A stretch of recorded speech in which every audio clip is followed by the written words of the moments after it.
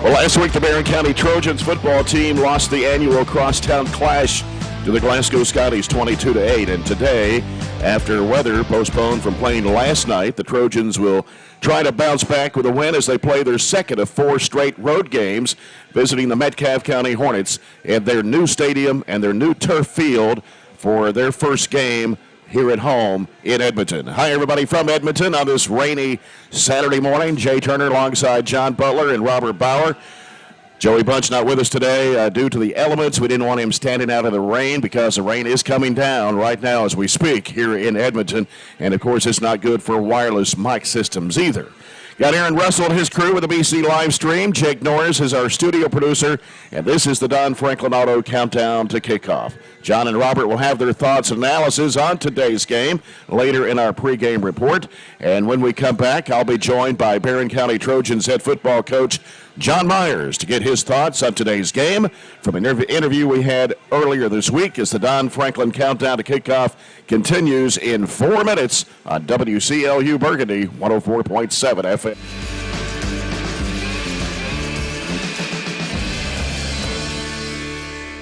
At Don Franklin, we're about more than just selling cars. We're about families, generations of them. Founded by my parents in 1968, we've been here growing alongside you. From the first family car to the newest model for the next generation, our values of trust, care, and commitment are in every handshake, every deal. With over 5,000 vehicles to choose from, check them all out at DonFranklinAuto.com. Don Franklin, driven by family. It's time again for CPC's Fall Field Day, Thursday, September 4th. It's a customer appreciation day plus trade show out on the farm. One-day specials, trade show, marketplace, facility tours, hardware demos, livestock judging, free lunch, livestock demos, food trucks, live music, and more. If you haven't been to a CPC Fall Field Day, come on out Thursday, September 4th, beginning at 9 a.m. It all takes place out on the CPC Commodities Farm, 98 Seltzer Road in Fountain Run. CPC Commodities, prove it on our farm, made for yours. Score big this season with a Glasgow EPB fiber internet. Looking to upgrade your connection? Then add whole home Wi-Fi for only $5 a month with 24/7 Glasgow EPB service support included absolutely free. Don't fumble your home's internet connection. Make the big play and switch to the winning team at the Glasgow EPB. Sign up for service today at glasgowepb.com/fiber. DTS is a non-emergency medical transportation service offered in Barren and surrounding counties. Drivers endure rigorous training before attending their first call to ensure all proper procedures will be implemented. And transporting individuals from one destination to the next is only a part of the mission. DTS desires to make the disabled, the aging, the down on their luck feel seen and loved. If you are a caretaker or work in the medical field and want to know more about DTS, visit DTS-KY.com. Growing up is realizing that everyone who told you to eat your breakfast when you were little was actually eating this for breakfast. It's your turn to take your place at the breakfast table and savor the taste of culinary independence with freshly toasted bagels at McDonald's. Indulge in the breakfast you've always wanted and start the day off the right way, your way. Ba-da-ba-ba-ba. At Kuzma Family Dentistry, we specialize in changing smiles and changing lives.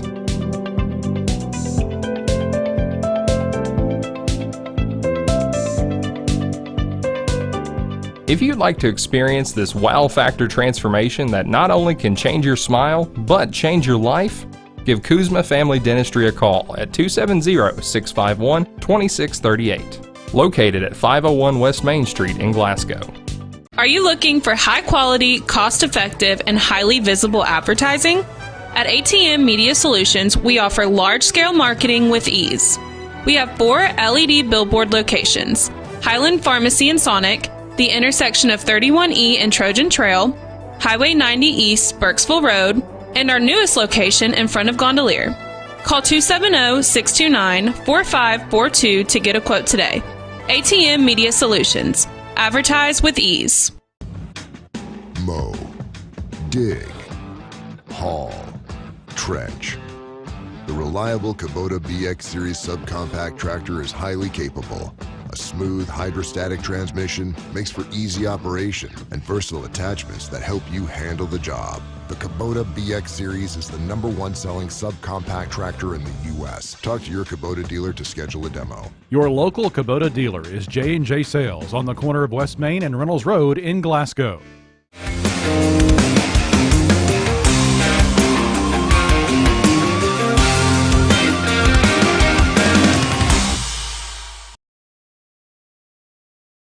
The kickoff as the Trojans come to Edmonton tonight to take on the Metcalfe County Hornets in their new stadium and new turf field. I think it's the first home game of the season for the Metcalfe County Hornets. I'm joined now by Barren County Trojan head football coach John Myers. And Coach, not the outcome we were looking for Friday night. Of course, we enjoyed the win over the Scotties last year, but the coin kind of flipped on us this year. It's their turn, I guess. And, I was looking, we had a couple of chances there to score, at least 2 more touchdowns, and just couldn't get it in the end zone. That one there at the end of the half when we had it right on the goal line. And then another time, I think it was in the fourth quarter, where we fumbled the football.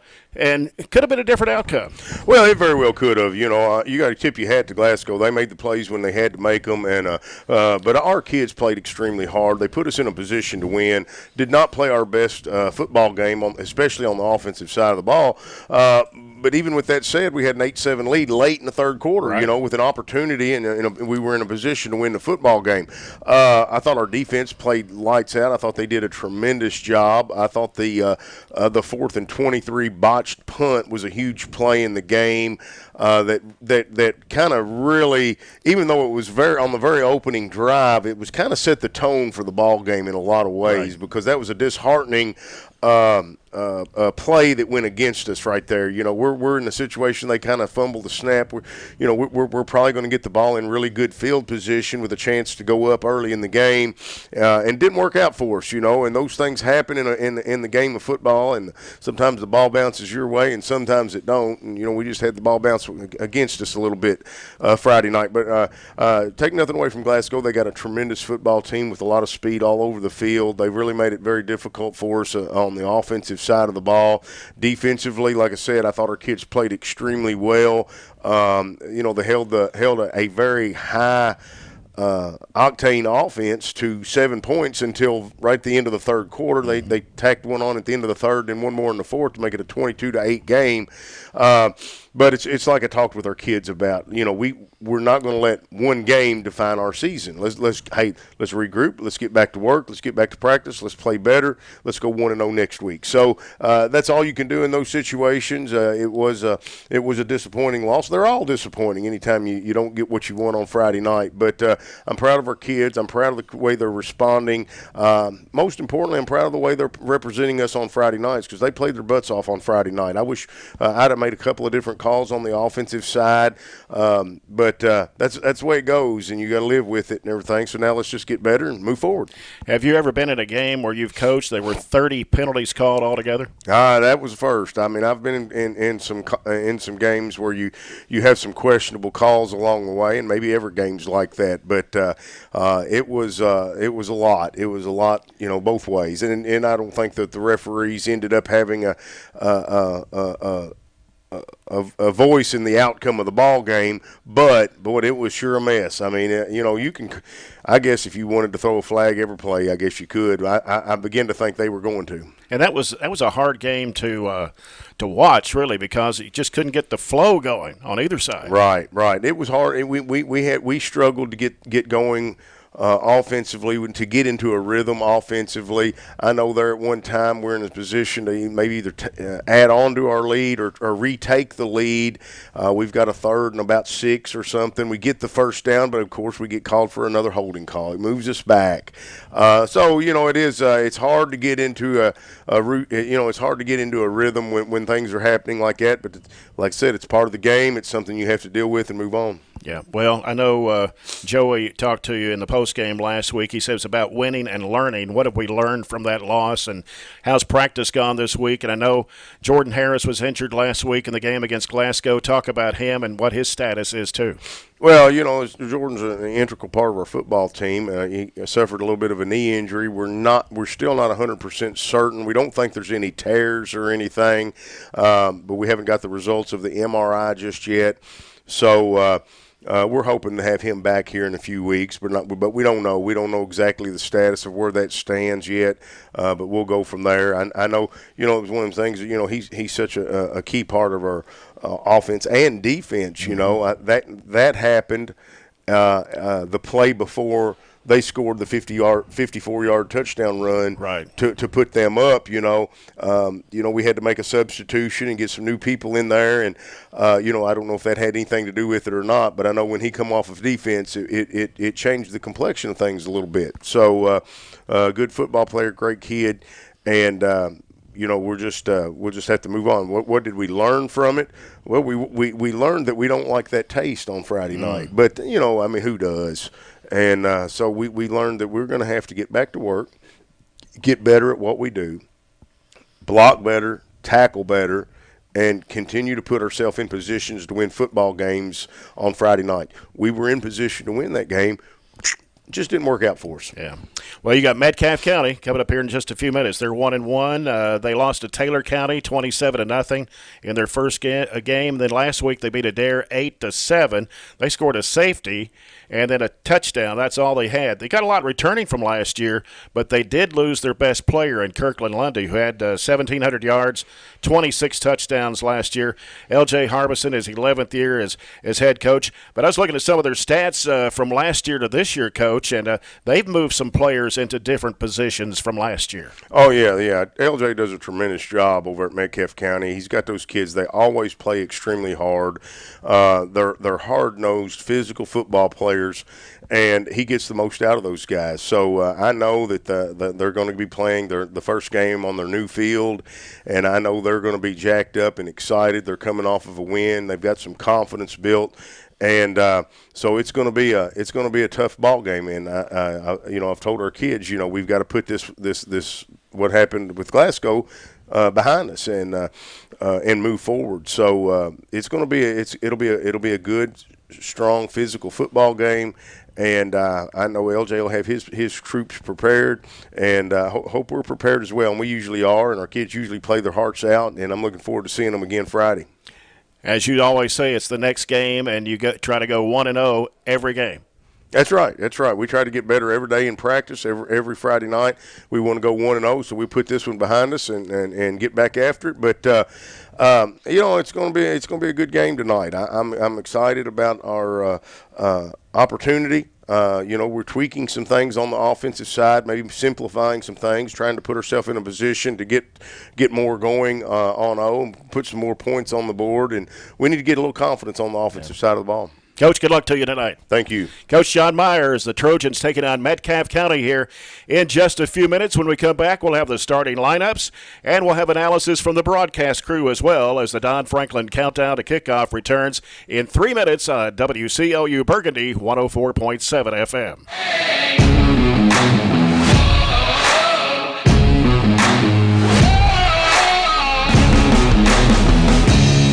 FM. We've got you. It's a pledge to make sure you're always taken care of. A pledge that Farmers RECC honors each and every day. When it comes to keeping things running smoothly or getting them back on track when they're not, we've got you. Always. Farmers RECC is a Touchstone Energy cooperative, your source for power and information.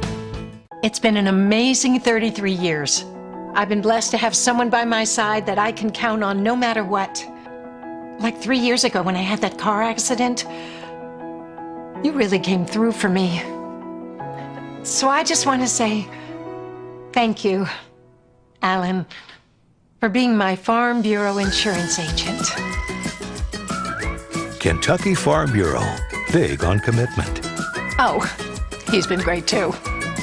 Our dental health plays a vital role in our overall health. Practicing good dental hygiene is especially important for children. When was your child's last checkup? Riley Dental Group is invested in making sure you and your family have the healthiest smile possible. They understand a dental visit may prompt anxiety or nervousness, but Dr. Riley and his team offer a variety of solutions, including a comforting and friendly visit from Bennett, their therapy dog. Call Riley Dental Group for an appointment, 651-5939. I just did it, but I waited way too long. Trust me, it's about time you left cable TV behind and started saving with MyStream TV from SCRTC. Already have TV with SCRTC and you still have cable boxes and wires everywhere? Talk to SCRTC about MyStream TV and compare it to your current service. The best thing about MyStream TV, you'll save money and get up to 1 gig symmetrical internet. Visit scrtc.com and click on the MyStream TV logo at the top to start saving on cable today.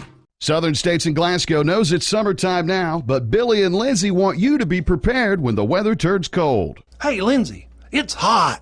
Well, Billy, you know it won't be that long before folks are needing propane for the heating season. I think it would be great if we could grow our propane business at Southern States Glasgow. We do have great service technicians and an excellent group of guys to deliver propane. Let's do it. Let's grow our propane business. Southern States and Glasgow is your local propane dealer. If you haven't heard, there's a new approach to banking. It's called Kasasa, and you'll find it at the People's Bank. Your free Kasasa checking account offers you monthly cashback rewards. The Kasasa cash checking account can earn you a very high interest rate on your balance. Then link Kasasa Saver, and you'll also get a high rate on your deposits. Grow with Kasasa at the People's Bank in Glasgow, Cave City, and Barren. The People's Bank. Working for you. Restrictions and qualifications apply. Restrictions may vary. Contact the People's Bank for details and to learn more. Lineups of today's game brought to you by Kuzma Family Dentistry. First for the Metcalfe County Hornets.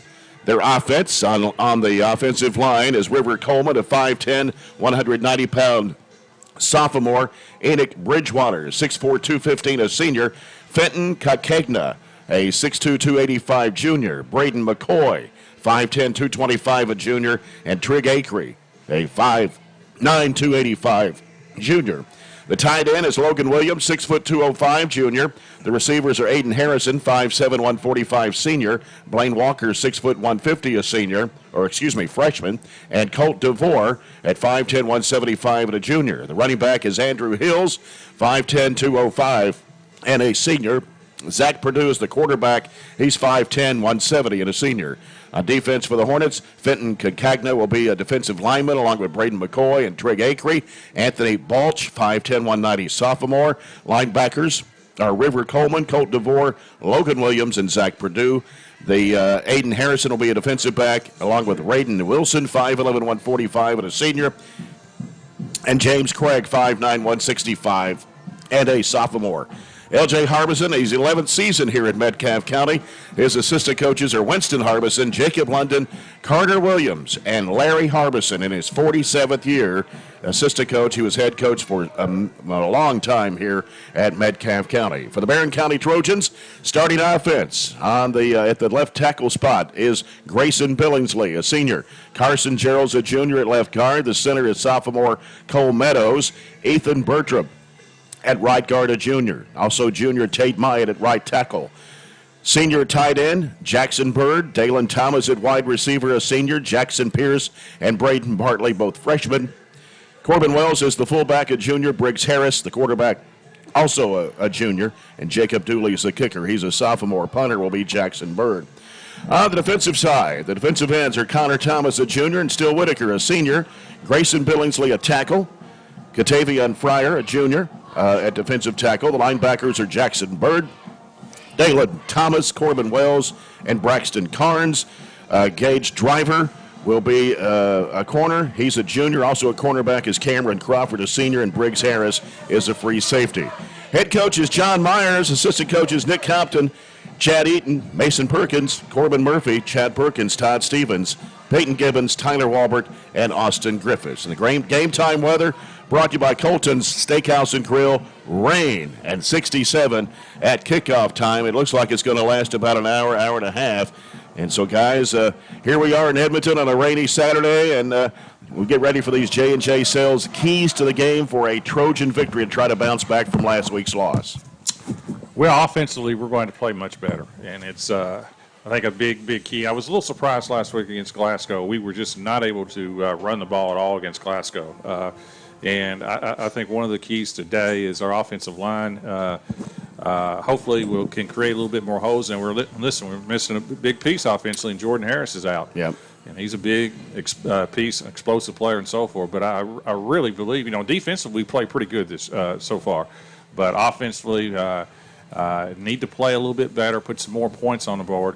Obviously, a key when you got a wet turf, it's raining and things like that, is to hold on the ball. Turnovers can also flip the field and be a big key. And again, cut down on the.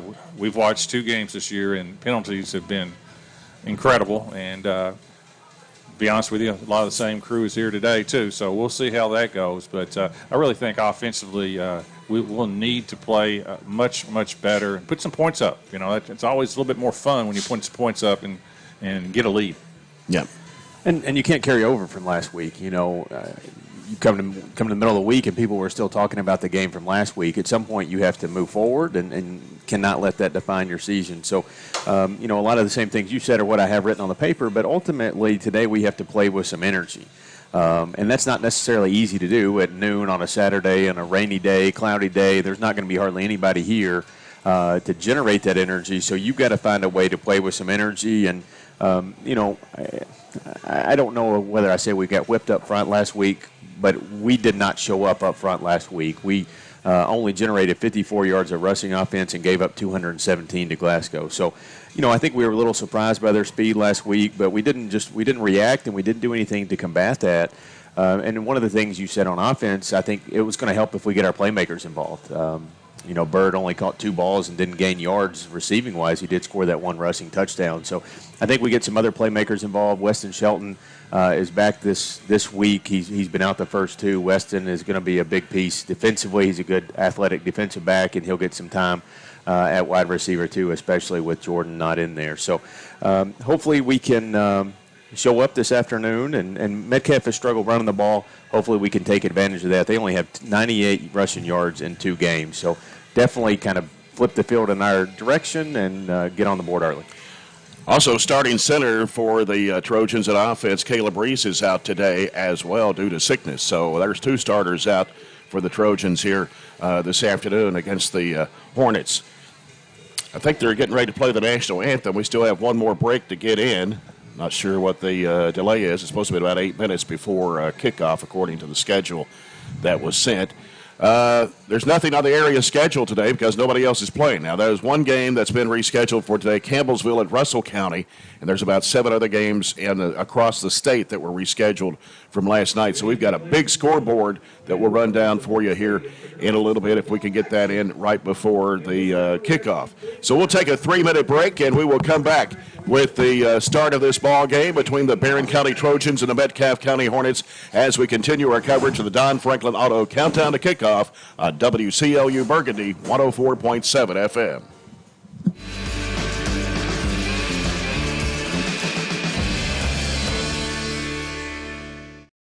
Have you injured yourself playing a sport or exercising? Sports medicine experts at TJ Regional Health are trained to get you back on the road to recovery. Whether you're dealing with sprains, fractures, knee and shoulder injuries, or other common injuries, our goal is to prevent illness and injury in active individuals of all ages and help prevent future problems to maximize your performance. Find out more at tjregionalhealth.org/rehab. Patients first, team always. TJ Rehabilitation Services. At Kuzma Family Dentistry, we specialize in changing smiles and changing lives.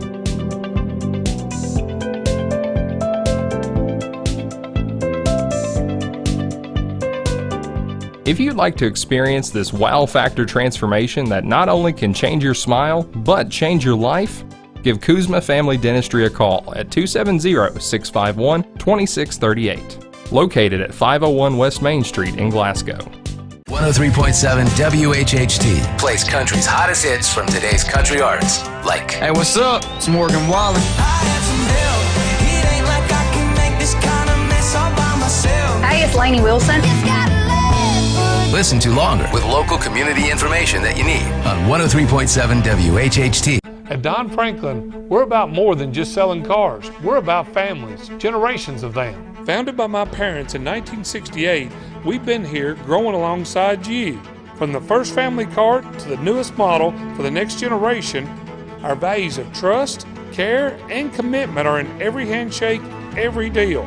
With over 5,000 vehicles to choose from, check them all out at DonFranklinAuto.com. Don Franklin, driven by family. Are you a Glasgow EPB Internet customer? Do you know someone in the Glasgow area who is not? You can now refer a new Internet customer to the Glasgow EPB and get $50 off your next bill when a new or returning customer mentions the name and address of the current customer who referred them. That current customer will receive a one-time $50 credit. To learn more about the Glasgow EPB Internet and other services, visit GlasgowEPB.com and follow us on our various social media platforms. DTS is a non-emergency medical transportation service offered in Barren and surrounding counties. Drivers endure rigorous training before attending their first call to ensure all proper procedures will be implemented. And transporting individuals from one destination to the next is only a part of the mission. DTS desires to make the disabled, the aging, the down on their luck feel seen and loved. If you are a caretaker or work in the medical field and want to know more about DTS, visit DTS-KY.com. John Butler, Robert Bauer, come down. Captains are meeting in midfield for a coin toss. The officials for today's game, referee David Rogers. Wes Jolly is the umpire. Linesman is Tony Ferreira. Jeff Morgan is the line judge, and the back judge is Jordan Blair. That's the officials for this game as we'll get set for the Farmers RECC opening kickoff at our first quarter of action today, brought to you by Kentucky Farm Bureau agent Matt London. The Hornets have maroon jerseys, gray pants, white numbers, and maroon helmets. Barren County today with gold pants, white jerseys, burgundy numbers, and burgundy helmets. And this is the opening of their brand new field and stadium, I should say. I guess it is beautiful. Now, you know my feelings. I'm not a big turf fan, but the whole complex. I guess I was surprised at how big the stands are. I mean, they're high, and it's every bit as big, if not bigger than ours, isn't it? Stands wise, yes, it's close to it. Very, very nice press box facility. Very nice press box as well. So this facility is nice to say the least. Barren County Trojans averaging 211 yards per game in the first two, 132.5 rushing, 78.5 passing. For the Hornets, they averaged 152 in the first two games, 48 on the ground, and 103 passing. And quarterback Zach Perdue for the Hornets, 21 of 36 in passing for 206 yards and 1 touchdown. Barren County leads the overall series. We go back 20 years. 11-5. Metcalfe County's last win over Barren County was 3 years ago when the Hornets won by a score of 12-9.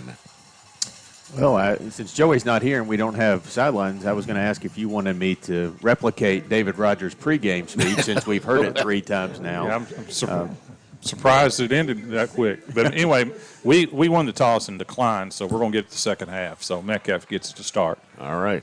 But it's not the nicest day to play. It's probably better than it was last night. There's no question we'd been in a delay last night with lightning. There's no chance of lightning, but it's first day in a long time. Jeans and like a little pullover weather. That's right. Fall weather is going to be cool tonight for sure. I think lows down in the 40s overnight tonight. Rainy day here in Metcalfe County, and Barren County is across the way. Their team and Metcalfe County here on the near sideline. Of course, a lot of games, as you mentioned, John, got delayed last night because of thunder and lightning in the area. Glasgow's game was delayed about 30 minutes or so at halftime. Glasgow beat Monroe County last night 14-3. Hart County beat Caverna 62-14. Warren Central over Allen County Scottsville 34-13. Warren East shut out Central Hardin 40-0. That game was called in the third quarter because of the weather. Let's see. Scott County beat Bowling Green last night, 35-28. Bowling Green 0-3 to start the season. And staring down South Warren next Friday. Yes. And, of course, South Warren beat Greenwood last night, 33-19. They had 2 lightning delays last night. That game didn't get over to almost midnight. Now, Greenwood must be pretty decent, though, to play that close to South Warren. Franklin Simpson beat Lexington Lafayette 35-7. That game was called in the third quarter. Logan County over Russellville 45-0. Muhlenberg County 30, Edmonton County 25. Adair beat Casey 55-14. Taylor beat Meade 20-0. Butler County 52. Todd Central 0. Greene County beat Covington Holmes 48-12. First time those two teams have ever played, maybe in any sport. Yeah, McCreary Central 34, Clinton County 20, and McLean beat Grayson 24-7. And here is the kickoff by Dooley, end over end. Going to be caught at about the 9-yard line and bringing it upfield, trying to cross the 15. That was number 31 of the kickoff return for Metcalfe County. That was Carnes too on the tackle. Jesse Craig, the returner. Last week, our punt coverage and kickoff coverage against a really good Glasgow team was super last night. Last week, and that was a good tackle by our co-leading tackler on the year, Braxton Carnes. Yeah. Carnes and Corbin Wales are tied in terms of tackles. They are. That's right. So Metcalfe County will start this first drive from their own 16-yard line. The quarterback is Zach Perdue, and he's in shotgun formation with receivers left and right. He'll give the handoff to his running back, number 23. That's Andrew Hills. He's the leading rusher for Metcalfe County, and he picks up about a yard, maybe 2 at the most. Tackle that time by Connor Thomas. Gain of 2. Metcalfe throws it quite a bit. They've thrown it 36 times. Their first loss was to a really good Taylor County team, 27-0. Taylor County is now 3-0 and just shut out a good Meade County team, so that wasn't a bad loss. And they beat Adair last week 8-7. 8-7. They scored a safety and a touchdown in that game. Braxton Carnes last week had 11 tackles against Glasgow. It is 2nd down and 8 for Metcalfe County with the ball on their own 18-yard line. Here's Perdue. He'll hand it off this time to Hills once again off the right side, and he'll pick up 1 maybe. Well, they may extend it to 2. It'll be 3rd down and 5 now for Metcalfe County. Well, that looked like Octavian Fire was one of several on the tackle.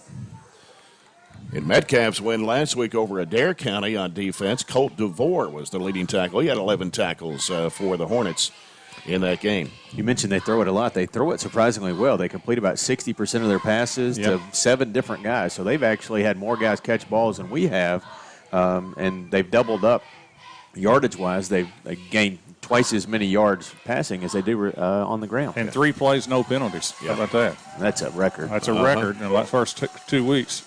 3 receivers jumped off. No, wait a minute now. In fairness, I said 3. I didn't say 4. So we jumped off sides that time, trying to get to the quarterback. And gave him a first down, I think. No, it's going to be 1 yard. Sorry. Don't blame me. It was 3rd and 5, so let's see how close the marker is going to be. As you were saying it, they were pulling it out of their pocket. They said, I'm going to show that guy. I thought it was 3rd and 6. Huh. Okay. It was close to 6, but the way they had it marked. No, we don't measure anymore. No measurements. No measure. So. When's the last time you saw a measurement? Did we see 1? We've had 1 all year, I think. Yeah, first game, 1. Yeah. So 1st and 10 for the Hornets. They have it on their own 26. Out of shotgun, Purdue's going to keep it. Perdue coming to the left side of the field. Gets across the 25 to about the 27, maybe the 28. There'll be a gain of about 2, maybe 3 on the play here on the near sideline. Steele Whitaker that time. And Cam Crawford on the tackle. Pretty good pursuit, but they strung it out, so they still gained a couple. Yeah. Metcalfe County had 201 yards last week against Adair, 68 rushing, 133 passing. And Zach Perdue was 13 of 19 of that game over Adair last week, 133 yards. They are due for a pass play right here. I wouldn't be surprised some type of play action, a little fake a handoff, and look for a little pass play possible in this one. So I'm going to line up in the pistol. It's a handoff to Hills, and he's going nowhere. Good defense by the Trojans. Going to be a loss on the play. That was Whitaker and Carnes. I was wrong on the pass play, but it probably should have been a pass play, to be honest with you. We loaded that one up, didn't we? Loss of 2. Loss of 2. It's going to be 3rd down and close to 10 for Metcalfe County. Purdue, their quarterback, is pretty much their leading rusher. He's just a couple behind their actual running back. So definitely passing down here. First time our DBs and safeties will be tested. So 3rd down and 10 for Metcalfe County. They send 2 receivers out to the left. Got 2 here on the near side. And the snap comes to Purdue. Purdue's in trouble. He's going to get sacked. Connor Thomas. Back at the 16-yard line. Be careful on the taunting now. Yeah, you can't get too over. Yeah, we got awful close that time. We made a great tackle. Don't say anything. Get away from him. That was a sack by Connor Thomas. That's a big loss, too. They'll be forced to punt. Loss of 8. Connor was the first one there, but we had a ton of guys to get pressure. Punter's at the 5. That goes over his head, goes into the end zone. He gets rid of the football, just threw it up in the air. That's an incomplete pass. Yeah. That's not a terrible decision. It keeps him from a safety, but dangerous. I guess there was those 2 up backs were eligible receivers. That's a good call, John. Yeah. I don't think they had anybody that would have been an eligible receiver. I don't think we're going to argue because we have excellent field position, but it does take points off the board. Well, it wouldn't do any good to argue. Yeah. That was Colt DeVore, the punter. Oh, he made a great decision right there. He basically, it wasn't even really a throw. It was just like a push forward just to save a safety and a possible touchdown. But it was, I would ask whether or not there was an eligible receiver. So Purdue was the closest. Okay, all right. Then he would probably be eligible, I guess, in that position. Yeah. Yeah. So the Trojans have it at the Metcalfe County 18-yard line. And now time called here for a moment. Timeout, Metcalfe County. And Coach Myers did ask, and the white hat went over and held up 2 fingers. So I think that was the translation between he was the nearest receiver. But nonetheless, they saved a safety, but give us terrific field position, as you said, on the Hornet 18. We'll take a 1-minute break here in this timeout as we'll continue our coverage here on WCLU Burgundy 104.7 FM. Growing up is realizing that everyone who told you to eat your breakfast when you were little was actually eating this for breakfast. It's your turn to take your place at the breakfast table and savor the taste of culinary independence with freshly toasted bagels at McDonald's. Indulge in the breakfast you've always wanted and start the day off the right way, your way. Ba-da-ba-ba-ba.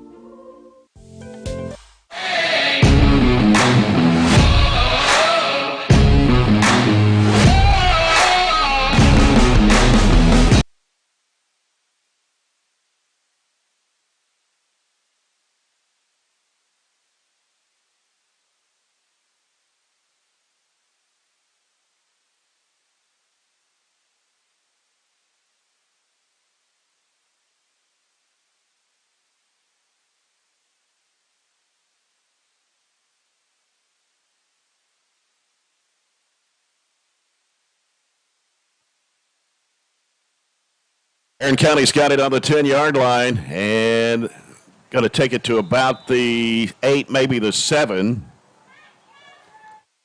That was Wells. Corbin Wells on the carry. Yeah, missed the first play was a toss sweep to Dalen Thomas, and he picked up 8. So we are in great field position. Obviously, first and goal from the 8. From the 8. Yeah. That 2 was enough to get the first down. First and goal from the 8 for the Trojans. Pierce is the receiver here on the near side. The backfield is split. Under center, Briggs Harris. And he will hand it off. Nope, he's going to keep it. And he's got away from one tackler, running to the left side of the field, and he'll run it out of bounds around the 10. It's going to be a loss of 2, though. Well, he did a great job of avoiding a major disaster. That looked like a possible loss of 10 on the play, and he got it back to only a loss of 2. But still, don't want to go backwards down here near the goal line. And I think we learned a little bit from the last 2 weeks. Jackson Bird could have blindside blocked. He just got in the way and didn't really hit. So there were some good things in that play, even though we lost 2. Thomas in a wingback position, along with, let's see, who's the other guy there? Can't see it. Bartley. It comes off to Thomas. Thomas running to the 10, the 5, trying to get in the end zone. Coming back. You can't. And we got a flag back at the 10-yard line. 2 flags. It's a hold. You can't touch anybody within vicinity of a stripe. Watch it back and see. Probably was, to be honest with you, but you've just seen this crew so often. It's. Our instant replays brought to you by Glasgow Electric Plant Board. Yeah, it looked like one of our backs got held on too long to number 23, Hills of Metcalfe. I think that's where the hold was. Right, Jackson Bird's going to line up at a wide receiver to the left. Right at the line of scrimmage, so it makes it 2nd and 20. 2 wingbacks, timeout called. Barren will call the timeout. This timeout brought to you by the People's Bank. As we have 6:44 to go here in the first quarter here in Edmonton. No score between the Trojans and the Hornets. Well, we don't score here. So far, the play of the game is by the punter. By making such an alert. If you remember last week against Glasgow, the Glasgow game started off with a muff punt, not a muff punt. The punter dropped it for Glasgow and ended up somehow picking up 27 yards and a first down. We looked like we had them dead inside the 20. And this is not quite the same because we got the ball, but not being able to take advantage would be disappointing. But we still have at least 2 downs, possibly 3 downs to pick this up. Depends on what happens. We need to go forward here. Yeah, we were at the 8. Now we're backed up to the 20. Jackson Bird on the left side. Jackson Pierce on the right. Jackson Bird would be an option. Get Dalen Thomas and Bartley, the wing backs, and here's the throw. Harris looking to throw. Work it out to the left side, and he'll have to run it out of bounds. Couldn't get Jackson Bird open. He had double coverage in the end zone. Had some decent time, but... I had great time. Yep. Had enough time. Nobody open, evidently. I think Coach Myers is trying to coach up Jackson there to run a route and get open. As much time as we had, we need to be able to get rid of the ball and get it down the field to him. 3rd and 20, and now you need to get enough positive yards to just think about a field goal. And Jacob Dooley is capable. He's capable, that's correct. But, right there it'd be 37 yards. I don't think we're going to go for a 37-yard field goal. Not in the wet either. Jackson Bird split wide right this time. And here is Harris. Harris got to throw to the left side to Dalen Thomas. Way overthrown. Not close. Rusted a little bit, I think. And the problem with that on 3rd and 20, unless we're going for the field goal, and we are, I was going to say we didn't have to have a home run, just pick up 10 yards or something. But this would be the longest of his career. I'll say that. It is 37-yard field goal attempt. Yeah. You got to catch it and get it down in the rainy conditions. That's not the easiest task. The holder is Colton Esters. Esters, yeah.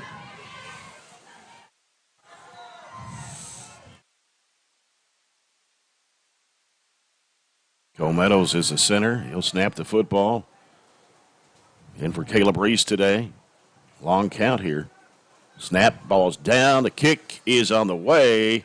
And it is good. Right. Wow. Great job, Jacob Dooley. Jacob Dooley with a 37-yard field goal. That's awesome. I was going to say, that's still a win for Metcalfe to hold us to a field goal, but it would have really been disappointing not to score at all after the field position that we had. But great job by Jacob Dooley. Well executed. Colton caught it, got it down, and you don't have much room there. It's just you got 2 steps and a kick, and so there's not much time to snap it, get it down, and it was right there for him to deliver, and had a little distance left. Right He in the did. middle. He did. That would have been good for a few more yards, and that is one of the benefits of a turf field, though. Yeah. You do get much better traction.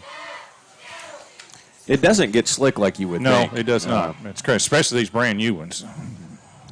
They're not wore out at all. They're supposed to drain straight down, aren't they, Robert? Pretty much. There's some drainage underneath, and then the turf doesn't really get as slick as you would think it would. And here's Dooley's kick for Barren. This is a short one this time. It's going to be fielded around the 17 and bring it around to the 25. Still on his feet and finally brought down around the 32-yard line. Braxton Carnes again on the tackle. But this field right here, Jay, did you call any games at the old field down on the very old field, behind the old high school. And fog and everything? Yes. That field had character. It had fog, that was for sure. That was a character. That field had character right there. Tim McMurtry and I called a lot of games from that press box in the old football down field. there up by the creek and everything, right? Down by the creek. Old Blue Gym down there. The Blue Gym was right beside of us there. Yep, that's been a lifetime ago. All right, Metcalfe with the ball on their own 32. And here is Purdue. And he's got to keep it. He's got to cut back, slips, and goes down at the 30. A loss of 2 for the Hornets. Yeah, that was Wells and Carnes that time. A loss of 3 on the play. Right now, defensively, Barren is very sharp. Covering them up, the edges, the middle. There's not a whole lot of real estate to run. A lot of pursuit and pressure. And they still have not made a pass other than just got rid of it, the end zone, the punt. Mm-hmm. So it is 2nd and 12 for Metcalfe. 2 receivers on the right, 1 on the left. And here's the throw over to the right side. It's complete to the receiver, which was Aiden Harrison. And Harrison will make up a few yards there as he is down at the 34-yard line. Brings up 3rd down for Metcalfe County. One-on-one tackle there by Gage Driver. Get a little slippery when your jersey gets wet and hard to hang on to, so good job wrapping up and hanging on. Still a light rain coming down here at Hornet Field. Wasn't supposed to rain all afternoon. I didn't think so. Maybe into around 1 o'clock, 1:30. All right, 3rd and 8 for Metcalfe. Here's a snap to Purdue. Purdue throws, and it is going to be. Did he catch it? He sure did. Yeah, that was Colt DeVore. Tried a little misdirection, kind of fake one way, and it looked like a little screen to the right. Well defended by Barren. Only a gain of 1 on the play. It's going to be 4th down, and Metcalfe will have to punt. Colt DeVore is the punter. Jackson Bird will go back to receive the punt for the Trojans. Always a little nervy, when you snap the first one over. Mm-hmm. And here's DeVore. It's going to roll on the ground, take a few bounces, keeps on rolling. Wow. I'd be interested to know. I know there's no stats per se on it. Since the turf have become so prevalent in the last 5 years, you almost have to think that the punt averages have really gone higher, right? I mean, you got to think the bouncing. I mean, that ball bounced 20, 25 yards. Would that kid at Western kick a 70-yarder the other day? If it hits, unless you just got a wicked backspin on it, it's generally going to have a big roll. So the Trojans have it from their own 23. Jackson Bird split out to the left. Here on the near side is Weston Shelton. And here's Briggs Harris throwing it left side, and it is dropped. Up. Yeah, it's kind of hesitated there as Jackson Bird. He dropped it and then kind of looked at it. It's incomplete. Yeah. It's possibly it was a lateral, but it wasn't. But, Jackson looked down the field. Well, they're going to call it. They're going to call that a lateral. That wasn't a lateral, I don't think. Well, the reason I yelled "pick it up" was you don't know. Well, it's not. We looked at the replay. He was. Okay, they got it. They got it right. Yeah, I was going to say. Good correction. You just want to make sure in those situations because you don't want to leave it to judgment. All right, 2nd and 10 for Barren. Briggs Harris hands it off to Dalen Thomas. Off left side, spins, gets away from a couple of tacklers, and brought down at the 32-yard line to the far side of the field. Yeah, good effort that time by Dalen. Picked up almost 9 on the play, so it's 3rd and 1. He's had 2 good runs, 9 and almost 8 to start off with. We've yet to really run the fullback. Corbin Wells is not. I don't think he's had the ball has it up. He's got 1 carry. He got that first down down here a while ago. Wouldn't be surprised he gets this one. He only touched it 3 times in the Glasgow game. And that was early, too. That was early. First game, yeah. Weston Shelton, the receiver, out to the left. Jackson Bird here on the near side. 2 wingbacks. Thomas out of motion. And the handoff. There's Wells. Right up the field. And it's Corbin Wells getting some yardage on that play across. I don't know. I thought he was down around the 50, but they mark it about the 47 or 48. That looked like week one that time. A nice little seam that time that Wells got to. 16. Pickup of 16 on the play. 3:08 to play here in the first quarter. If you just joined us, Barren County's Jacob Dooley kicked a 37-yard field goal to give the Trojans the first lead here at 3-0. And here is Briggs Harris. Harris throws to the right side. It's overthrown, intended for Jackson Bird around the 45. Yet to complete a pass on 3 attempts, and that one was about 5 yards in front of him.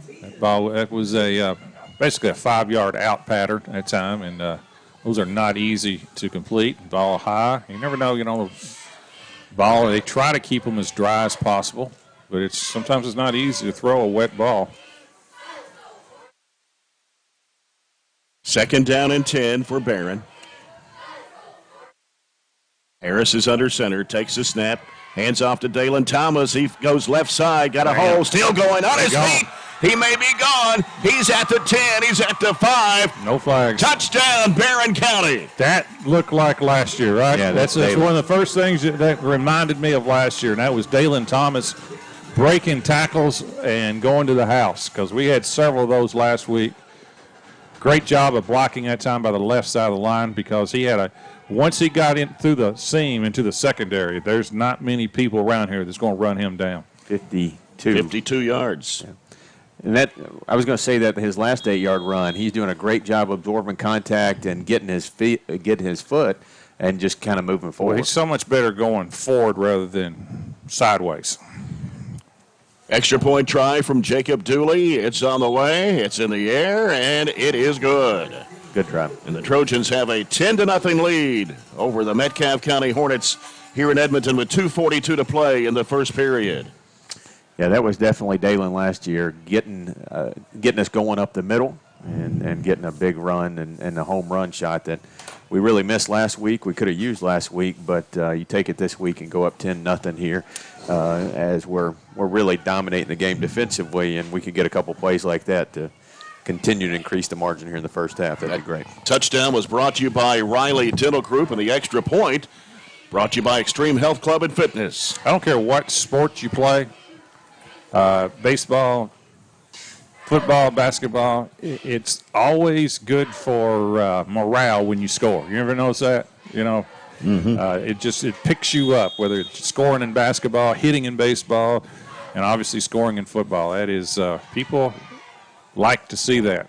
Nice kick. And that ball is going to go into the end zone. Kind of went down there at about, the 6-yard line and bounced on in as Jesse Craig watched it go into the end zone, so Metcalfe will have it back out of the 20-yard line. Talk about the bounce factor. I bet the bounce factor here is even better than it is at our place, having the turf that's brand new versus, we've been on it 6 years now? 6, 7? Has it been that long? Wow. Hard to believe.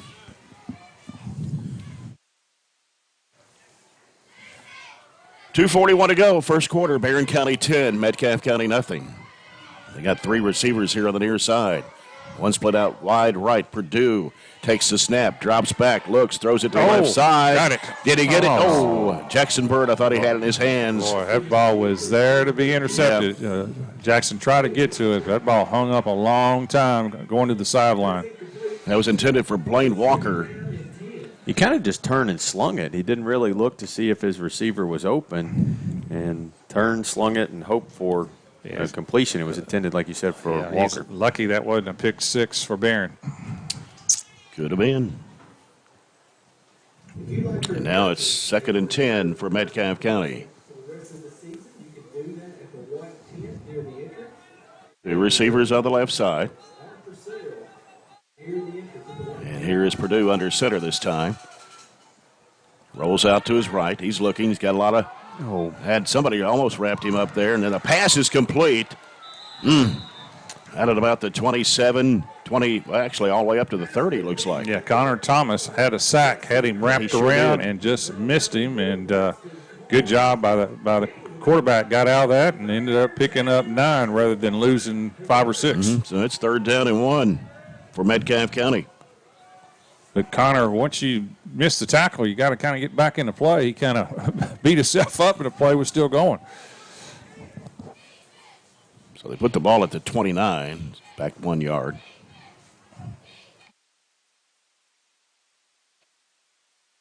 Have a receiver out to the right this time.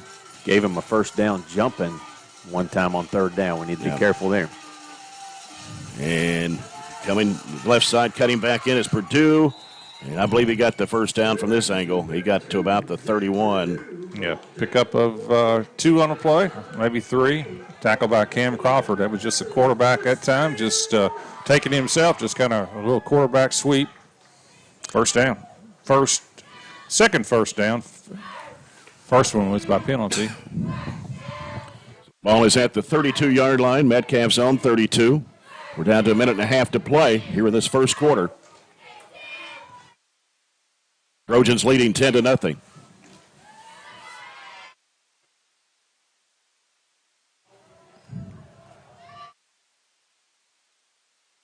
Here's Purdue, and he'll hand it off to his running back, and going forward with it, getting to about the 36-yard line.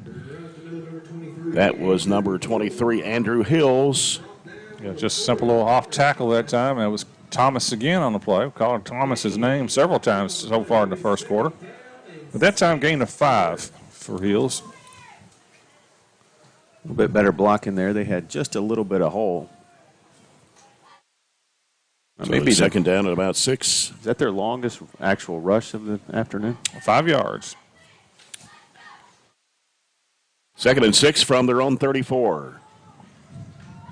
Could be the last play of the quarter. Yeah, Colt DeVore's wide right this time. Especially if this is a run. Yeah. Got 2 receivers, shotgun formation.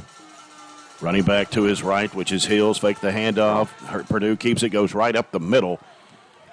It's going to be just short. There's a late flag coming in. Whoa. They haven't seen a flag in a few minutes. Way late. So far late, it's either an illegal block or sometimes it's face mask in that deal, but got a Hornet player down. Still have not told us what the penalty was. I'm guessing it's on Metcalfe, illegal push and blocking a back. It was against Connor Thomas. You saw him kind of running in or running down the field, but it was generated through that push. So the question is, so far late, is it after the play, did they say? No, it won't be after the play, I'm pretty sure. Hornet player down on his back right now. 11.7 seconds to go here in the first period. Quarter goes a lot quicker when you only have 3 penalties, doesn't it? Yes, much quicker. Not sure who the player is. I can't see the number. Well, you never like to see anybody injured at any level and so forth, but when you don't have a lot on your roster, it's even particular.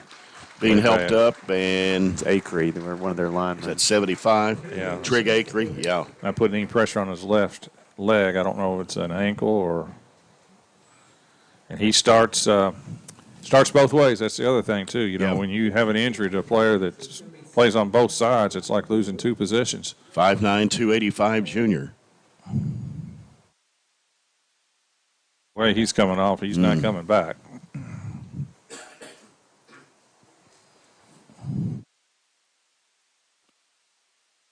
You know, there's 33 players on the roster? Is that what you counted? 34? Yeah, something like that, 34. We don't have very many dressed out today either, so I think we might have just brought our travel squad. We've only got about the same number dressed out as they do. Yeah, we don't. We don't have that many. Now he's being carried over here to the bench or the table.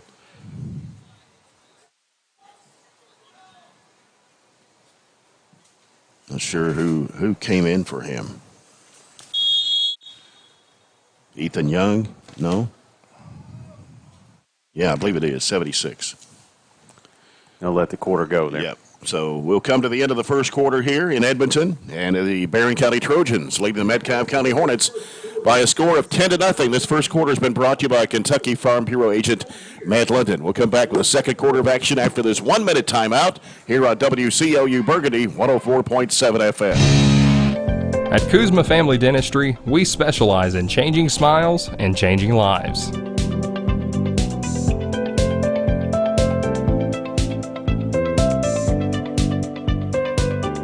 If you'd like to experience this wow factor transformation that not only can change your smile, but change your life, give Kuzma Family Dentistry a call at 270-651-2638, located at 501 West Main Street in Glasgow. Extreme Health Club and Extreme Fitness for Women, both with 24-hour access, and Extreme Blend Smoothie Bar to help you refuel and recover. Over 8,000 square feet of weights in Extreme Health Club, and ladies only at Extreme Fitness for Women, including tanning beds, both with access to saunas, infrared saunas, and the 90-degree saline therapy pool. You'll love the wide variety of classes with experienced instructors. Personal training is available and with the best in the business. Call or stop by today and see what everybody's talking about.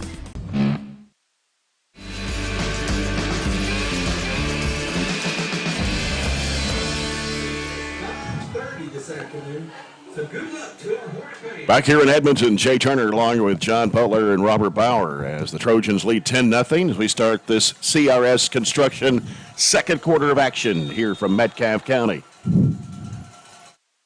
It is 2nd down and 12 for the Hornets. Purdue hands it off to his running back. That's Andrew Hills. And Hills will get across the 30 to about the 32, maybe the 33-yard line. That's Whitaker and Carnes again. Gain of 3. So it'll be 3rd and 9 for Metcalfe. Only 1 yard total rushing first quarter for Metcalfe. In fact, they only had 15 total yards.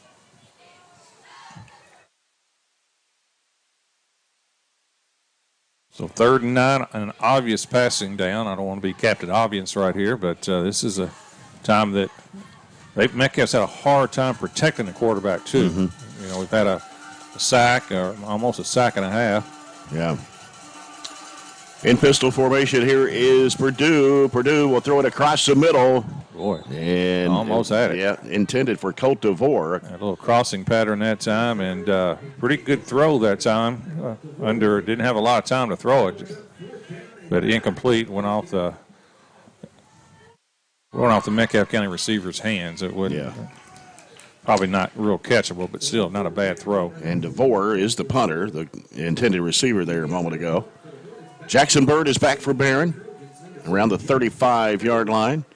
DeVore will punt it from inside the 20. He can come up and we jump off sides. I just don't, we did that a lot last year, and I don't really understand it, to be honest with you. It's going to be 4th and 5. I don't think Metcalfe's going to go with it. Not having any luck. All a lineman has to do is watch the ball. Mm-hmm. I mean, you're right down next to the ball. You just watch the ball.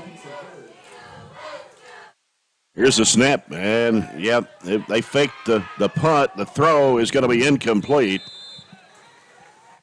Yeah, a little razzle-dazzle. They snapped it to the halfback, who then pitched it to the punter, who then made the incomplete pass, and that wasn't real close, to be honest with you. No.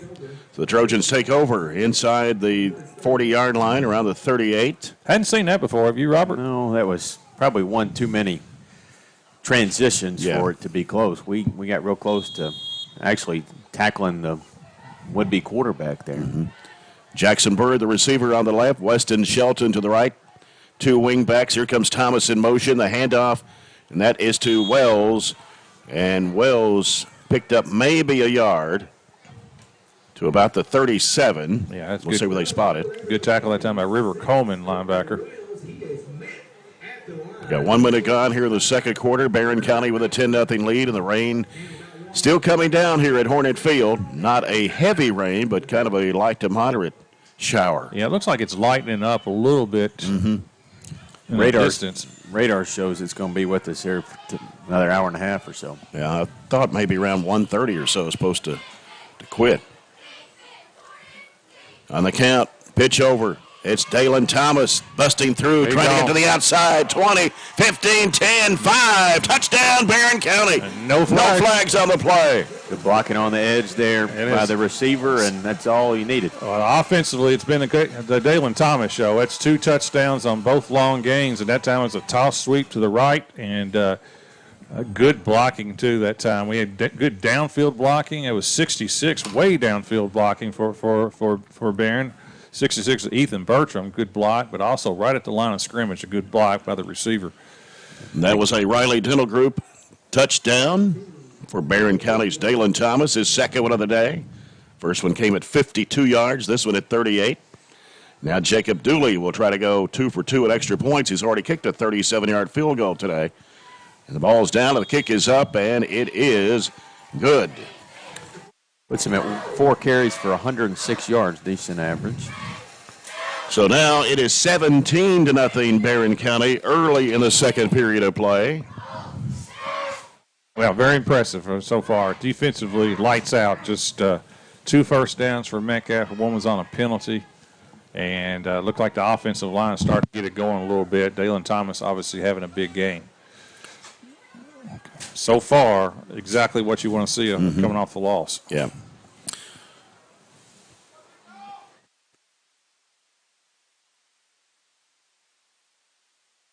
$10:27 to go here in the first half.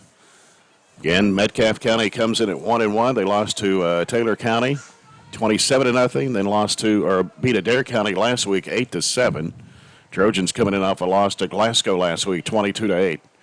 And if you look at scores from last night and start measuring up the rest of our schedule, it's not going to be any easier moving down the road here. Bowling Green 0-3 doesn't mean a thing. You look at the people they played, X and Scott County last night. Yeah.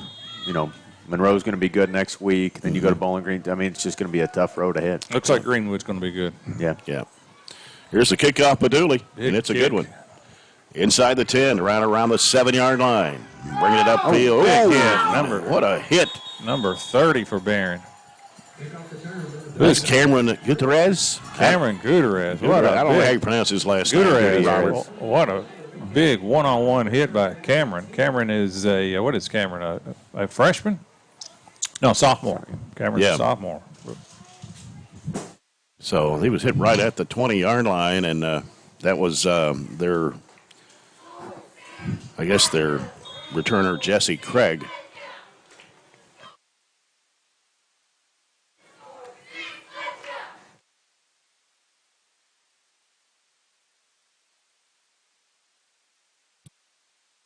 Zach Perdue, the quarterback. And he faked the handoff to his running back, and he is going to get sacked back at the 15. Yeah, defense collapsing. Carnes was there first, and Connor Thomas and Octavian Fryer all on the tackle for a loss. Loss of about, 5? Yep, that's the be 2nd and 15. It's at least 2 sacks that we've had. 2nd and 15 from the 15. It's a tough situation for Metcalfe when you're not having any luck running and throwing doesn't look like any better option.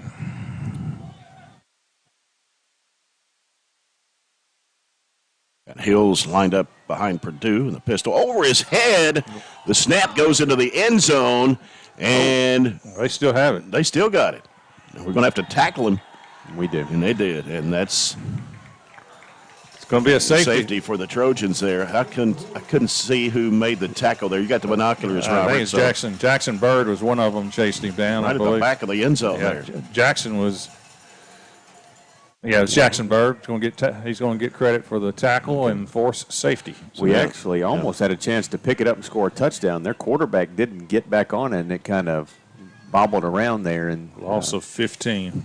Hills picked it up. 19-0, and they will get the either the punt or the kick, however they want to play it. That's from the 20, right? It's from the 20. It's 20 in every other sport, every other level. So Metcalfe scored a safety last week on Adair, and today the Trojans get the safety with Jackson Bird tackling. That was the quarterback, right? Yeah, second. In the end zone. It was Hill. It was Andrew Hills. Okay, the running back. Oh, Hills picked it up? Okay. Yeah, he ended up picking it up. The quarterback didn't quite get on it. It was kind of bobbling around. Jackson knocked Hills out of the back end zone. It's a second snap that's gone over either the punter's head or the quarterback's head. Of course, it is slick and raining and things like that, but I think Metcalfe is waiting for another player. They're going to get the kicking ball. The towels are even getting wet out there. Depending on what kind of kick it is, you have the option to fair catch it if it's one of the up guys that gets it before it gets back here to one of our skill guys. They are going to punt it. Got to let it go before the 20, right? Yes. Here's the punt. It's short. It comes to about the 43-yard line. It's Gavin Minor. Gavin Minor. And there's a flag after the play. Gavin Minor is a freshman. Yeah, had a good return, but it's going to come back with it's like a hold. It's going to cost us about 15 yards from where we were going to be inside the 40, and now it's going to be pushed back.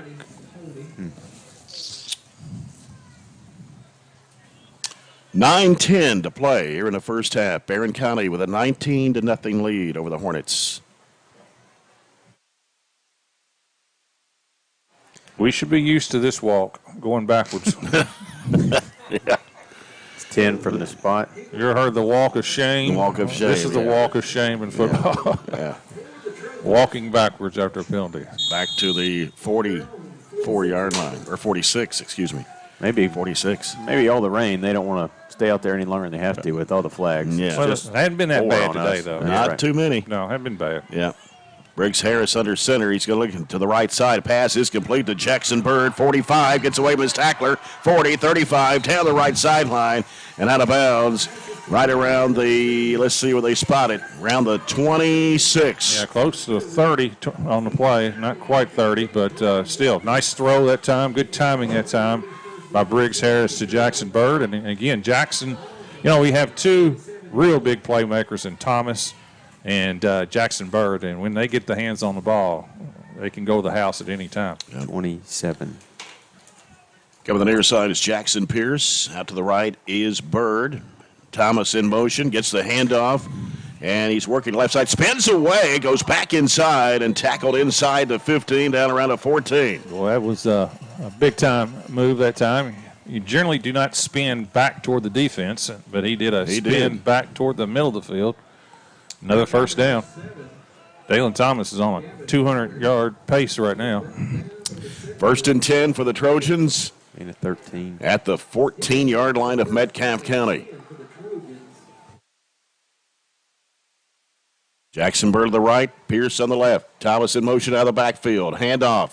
That's Gutierrez. And it is across the 30. 10 to about the 8. Yeah, it's Cameron Gutierrez that time. He's the one that made the big hit on the kickoff. It's his first carry of the season, right? Yeah, gain of 7 on the play. So he got it inside the 10. At the 8. Gutierrez will stay in there at a running back position. Thomas and Bartley are the wing backs. Underneath is Harris. He'll take the snap. Hand off to Gutierrez. And Gutierrez. It's Harris. Oh, it's Harris. Excuse me. Yeah, he kept it and took a big hit. I didn't see that. He faked me out. The two times that we faked, the few times that we have faked it and let Briggs keep it has really not been that successful so far. Metcalfe's done a good job against that. And I'm glad Briggs is okay. He took a big hit, but he popped right up. Ball is at the 6. Another Hornet player down at around the 2 or 3 yard line. And I guess with that, we're going to take a 1-minute break here with 7:36 to go in the first half. It is Barren County 19, Metcalfe County nothing. Back in 1 minute on WCLU Burgundy 104.7 FM. Mow, dig, haul, trench. The reliable Kubota BX Series subcompact tractor is highly capable.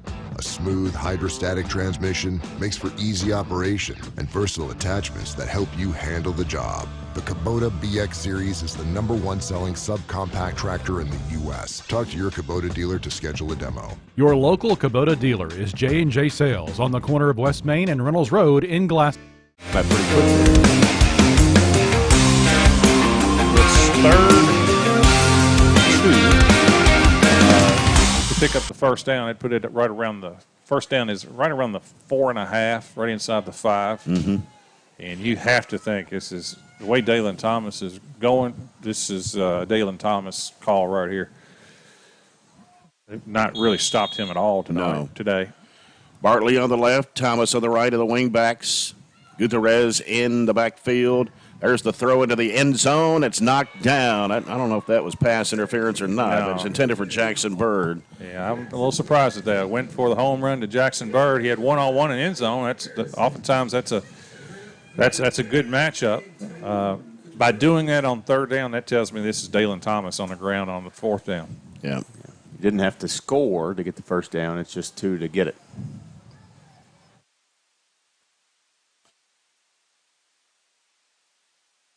All right, here's Harris under center. Takes a snap. This time, nowhere to go. I agree with you. Dalen's got 119 on 5 carries, and we need 2 yards to pick it up. That would have been my go-to, but instead they stop us on fourth down inside the 10. Yeah. So Metcalfe will take over on downs from their own, 8? 7:21 to go here in the first half. 19-0 Trojans on a missed opportunity to add more to that lead. Yeah, had 2 downs to pick up 2 yards and did not pick it up. So poor field position for Metcalfe. 7:21 left for those listening on the radio. Metcalfe has had, I think it's an understatement, struggled right now offensively. In fact, they have minus yards for the game right now. They sent Colt DeVore out to the left side in a wideout spot. They have minus 13. Hills is in the backfield, and under center, the quarterback Purdue. And, well, they missed him for a second there. Got away with a couple of tacklers. The official took his flag out to throw it on a potential, I thought face mask is what it was, but kept it in his, but decided not to throw it.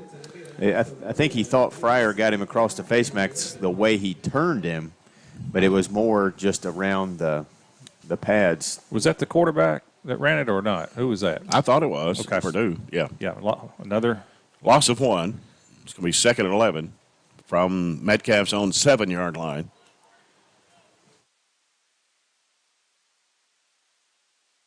This time they got 2 receivers on the near side, and Colt DeVore, 2 receivers out to the left as well. Here's a snap coming to Purdue. He's out of the end zone, gets the throw. The pass is going to be complete to DeVore out at the 20-yard line. Good job on the throw. Kind of the slant pattern that time. Didn't have a ton on it, but very, very accurate. And it was James Craig. Excuse me, I didn't see the 0. I saw the 4. Yeah, pick up the 2. And, pick up of 13. Yeah, James Craig gets the reception. Pocket held that time. We didn't get a ton of pressure, but he did get it out a lot quicker. You can't really get a lot of pressure when you 2-step drop and let it fly. So 1st and 10 for Metcalfe on their own 20-yard line. Harrison is the receiver out to the left, along with, trying to see the number there. I believe that's Wilson. Here's Purdue. We had somebody move there for a second. Handoff comes to Hills. Hills goes off left tackle, and he'll take it to about the 24. He'll gain 4 yards. There's a flag after everything, and I don't know if some jawing going on out there or what. Pick up a 4. The tackle was by 4 as well, Carnes, and then as everybody's going back to the huddle, we had something said, and the referee stared back Metcalfe to the huddle. And dead ball and sportsmanlike, Metcalfe. If I don't know if Metcalfe has had this crew. I know they hadn't had this crew. We've had the crew every game. So you're not going to get away with that. Not when you're walking by the white hat. You're just that's not an option. So and I don't mind unsportsmanlike calls. I mean, I mind them if I don't mind the calls being unsportsmanlike because I just see too much going on at all levels, to be honest with you. And, of course, high school kids watch what happens at the next level, too, you know. So oftentimes they mimic what they see. And eventually somebody has to be in charge. So it is 2nd and 18 for Metcalfe. And they have two receivers here on the near side. One split out to the left. Here's Purdue. And he'll throw it to the left side. A pass is complete. And tackle from behind made by Browning. The receiver was Logan Williams. First time he's caught the football today for Metcalfe County. Yeah, pick up about 10 on the play, maybe 11. Logan Williams is the tight end for the Hornets. That's a nice, safe pass that time, and good job of blocking downfield, too. So now it's a manageable 3rd and 7 right now for Metcalfe, under 5 minutes and a half. 19-0 Trojans here. Ball is at the Metcalfe 24-yard line. You got to get to the 30 for the first down. Here's Purdue, and he rolls out right, being chased, gets rid of the football. It is complete, and that was to Williams once again, and he'll be pushed back. I think he got to about the 27, maybe the 28. Yeah, that was 2 yards short. Yep. That was a good job of Barren County defenders flowing to that ball that time. We ended up having 4 or 5 people on the tackle. So it's going to be 4th and 2. Pick up a 4 on the play. They went a little razzle-dazzle last time, but they look like they're They're going to try to get us to jump off sides. We've done this a couple times already. They faked the punt the last time. Jackson Bird is back at the 42-yard line for the Trojans. And here is the snap. He will get this one away, and it will drop. Take a bounce. It'll stay in bounds, Great kick. All you got to do is keep it in play, and it's going to roll. Wow, down to the 23-yard line. It's going to roll 20 yards. You got to come up and get that. Yeah, if you can catch a punt, you need to catch it because it'll save you at least 20, 25 yards right now in field position. Yep. So the Trojans will have it on their own 23, 3:44 to go here in the first half. The ball hit about the 43. So yeah, and that's right where Jackson Bird was standing. Yeah, punt covered about 50 yards total. So that's 20 yards difference in field position. Yep. I mean, we haven't had trouble moving it really, but you don't want to give up 20 yards if you can help it. Plenty of time, 2 timeouts, right? 3:44 left in the half. There's plenty of time. That's correct. Jackson Pierce, the receiver, out to the right. Field is split. Harris is under center. In motion is Bartley, and he'll take it. Running around a sweep to the right side, and he'll be tackled right around the 26. So a gain of 3. Bartley, freshman. Some of our freshmen are already getting more action than probably 95% of the freshmen do in high school football. Yeah. You know, Jackson Pierce and Bartley now. Maybe a couple more on there. All right, it is 2nd and 7 for Barren. Harris is under center. Dropped it, fumbled it. Did he recover it? Yeah, he laid right back on it. Down on it. So, said in the opener, you got to make sure you snaps and handoffs. You got to be sure of them today, and that's the first, I guess, handling error we've had. We fumbled it, but we recovered it. So now 3rd and 7 for the Trojans at their own 26.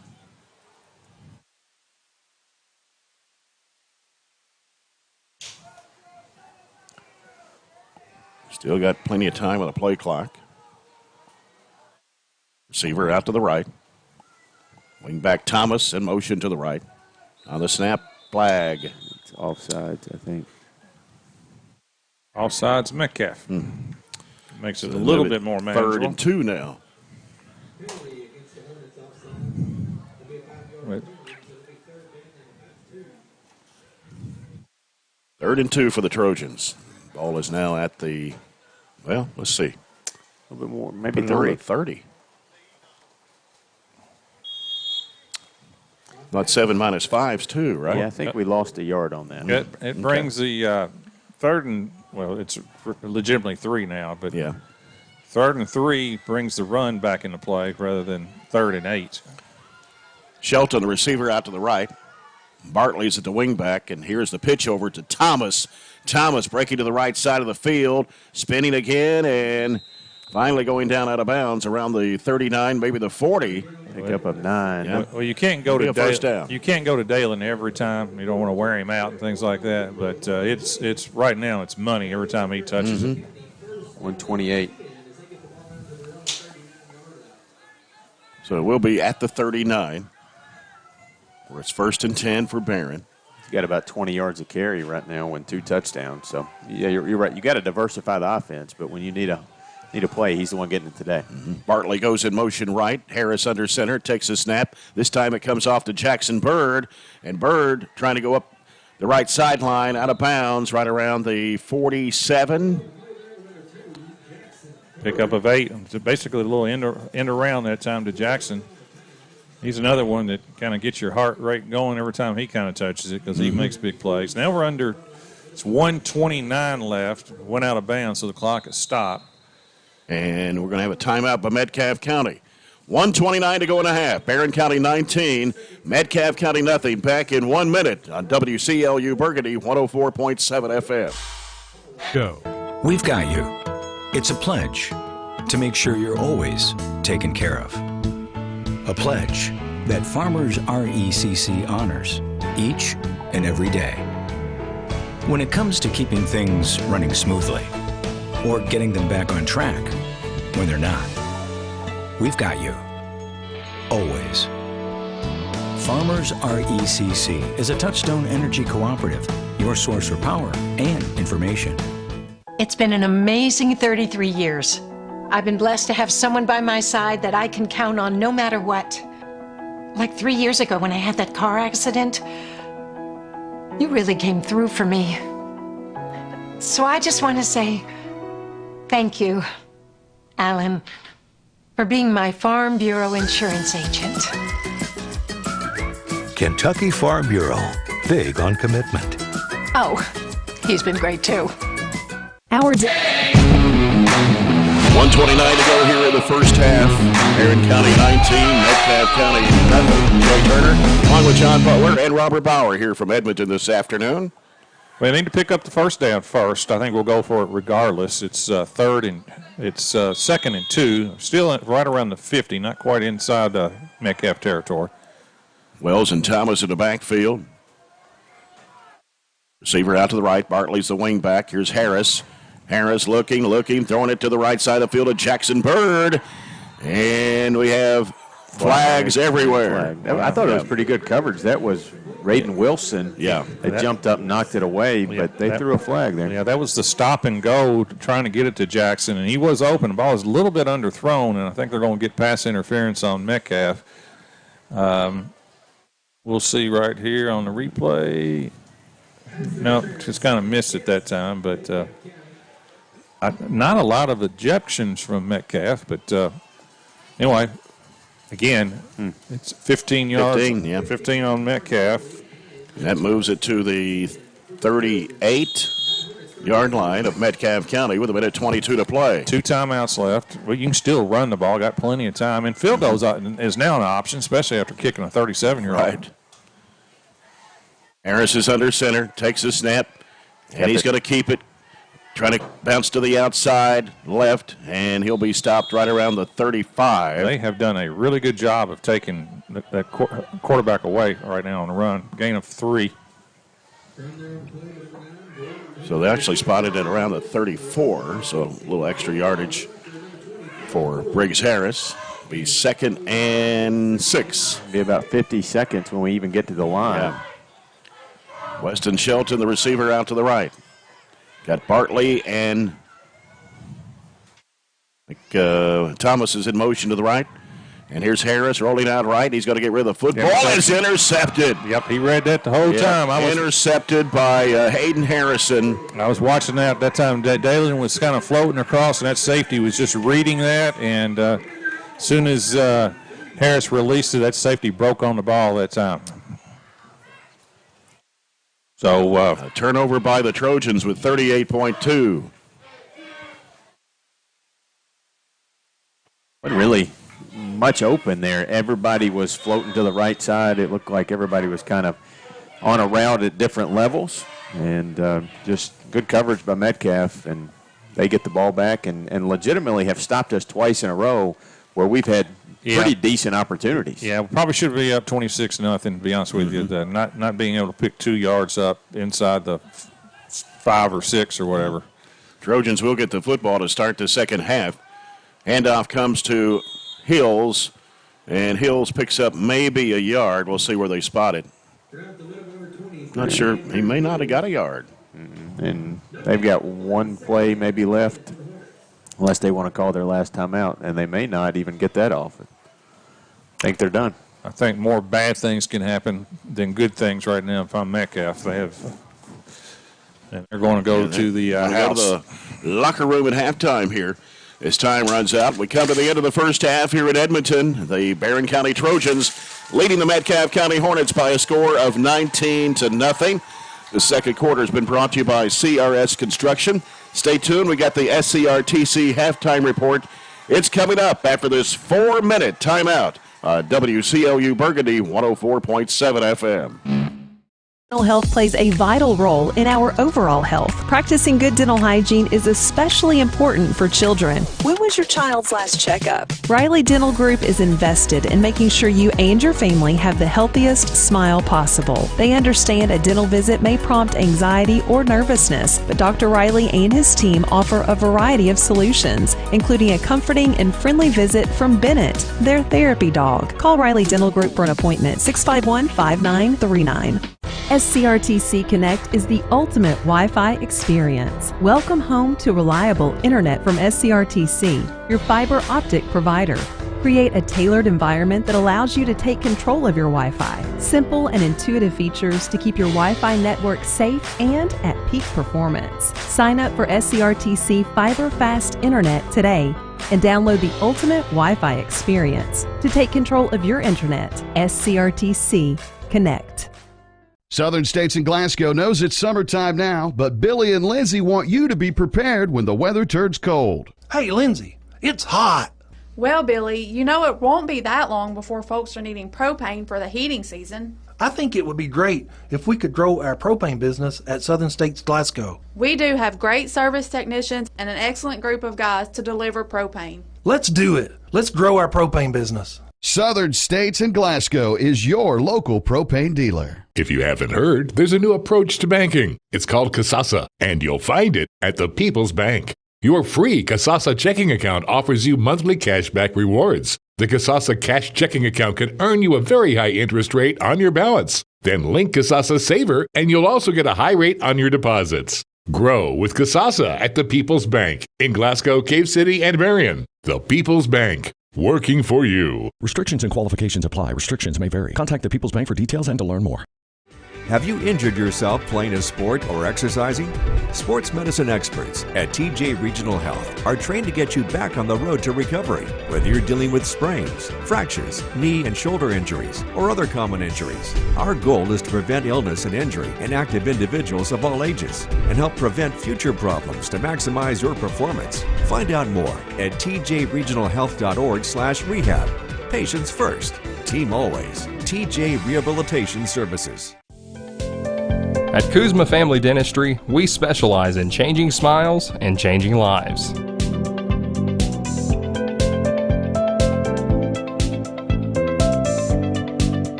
If you'd like to experience this wow factor transformation that not only can change your smile, but change your life, give Kuzma Family Dentistry a call at 270-651-2638. Located at 501 West Main Street in Glasgow. Get in. We're making country great again. Come on. Whiskey River, take my mind. Willie 94.1. You got to have an ace in the hole. Willie 94.1. Hard working man. The Big Willie. Whoa, little rock. It's great country. Willie 94.1. We're making country great again, and we've got the Real Trader for you every weekday morning starting at 8. Join me, Mac Daniels, for it right here on Willie 94.1. At Don Franklin, we're about more than just selling cars. We're about families, generations of them. Founded by my parents in 1968, we've been here growing alongside you. From the first family car to the newest model for the next generation, Our values of trust, care, and commitment are in every handshake, every deal. With over 5,000 vehicles to choose from, check them all out at DonFranklinAuto.com. Don Franklin, driven by family.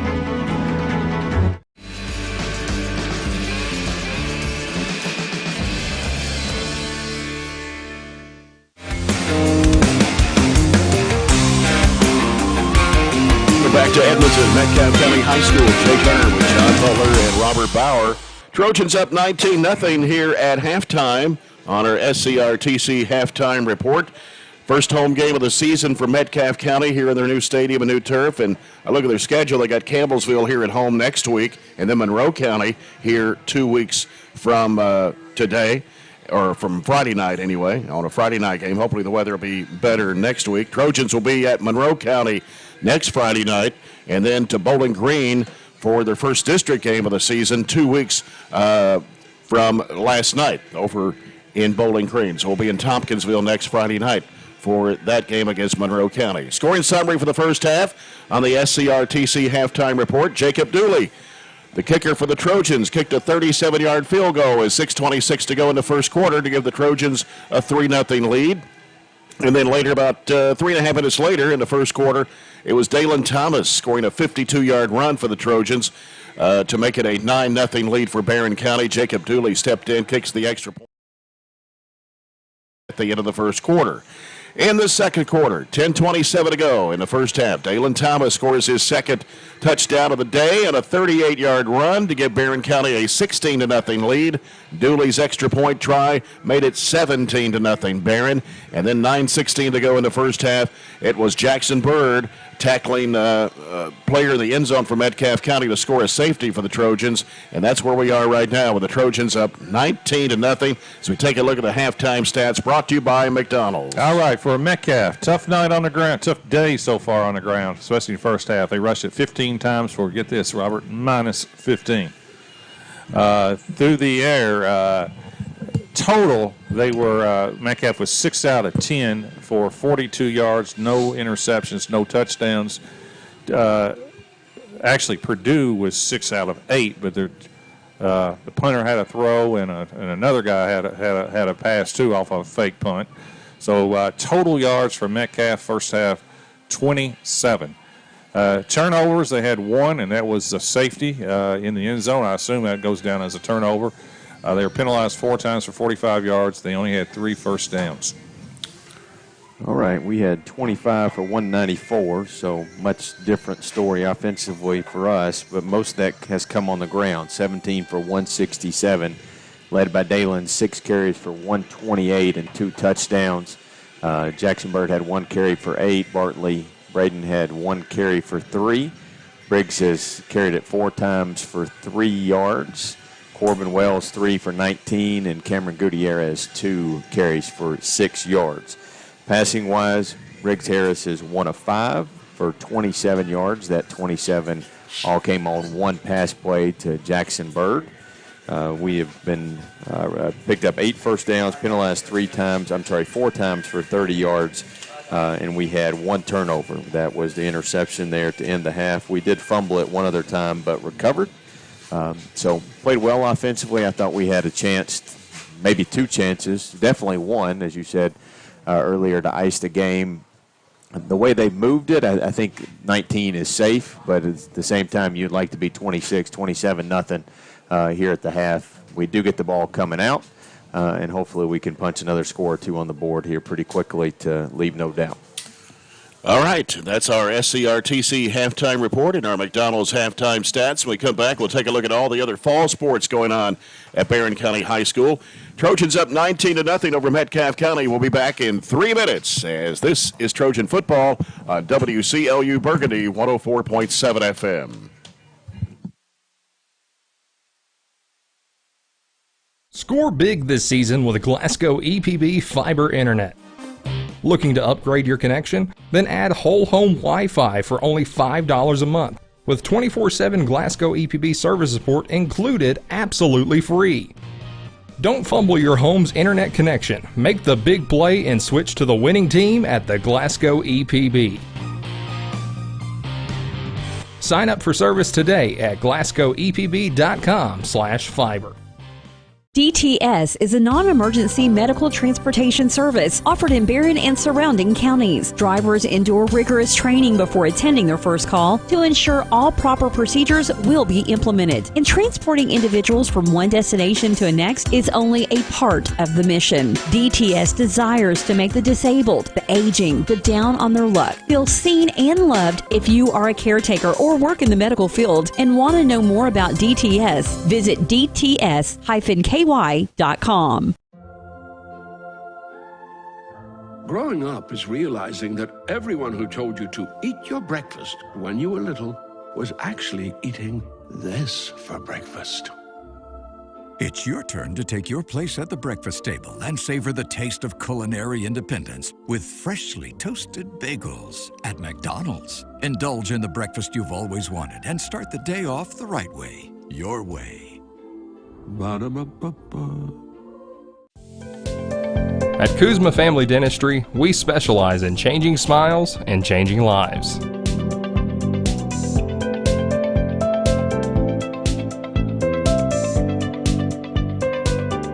If you'd like to experience this wow factor transformation that not only can change your smile, but change your life, give Kuzma Family Dentistry a call at 270-651-2638. Located at 501 West Main Street in Glasgow. Are you looking for high-quality, cost-effective, and highly visible advertising? At ATM Media Solutions, we offer large-scale marketing with ease. We have 4 LED billboard locations: Highland Pharmacy in Sonic, the intersection of 31E and Trojan Trail, Highway 90 East, Burkesville Road, and our newest location in front of Gondolier. Call 270-629-4542 to get a quote today. ATM Media Solutions. Advertise with ease.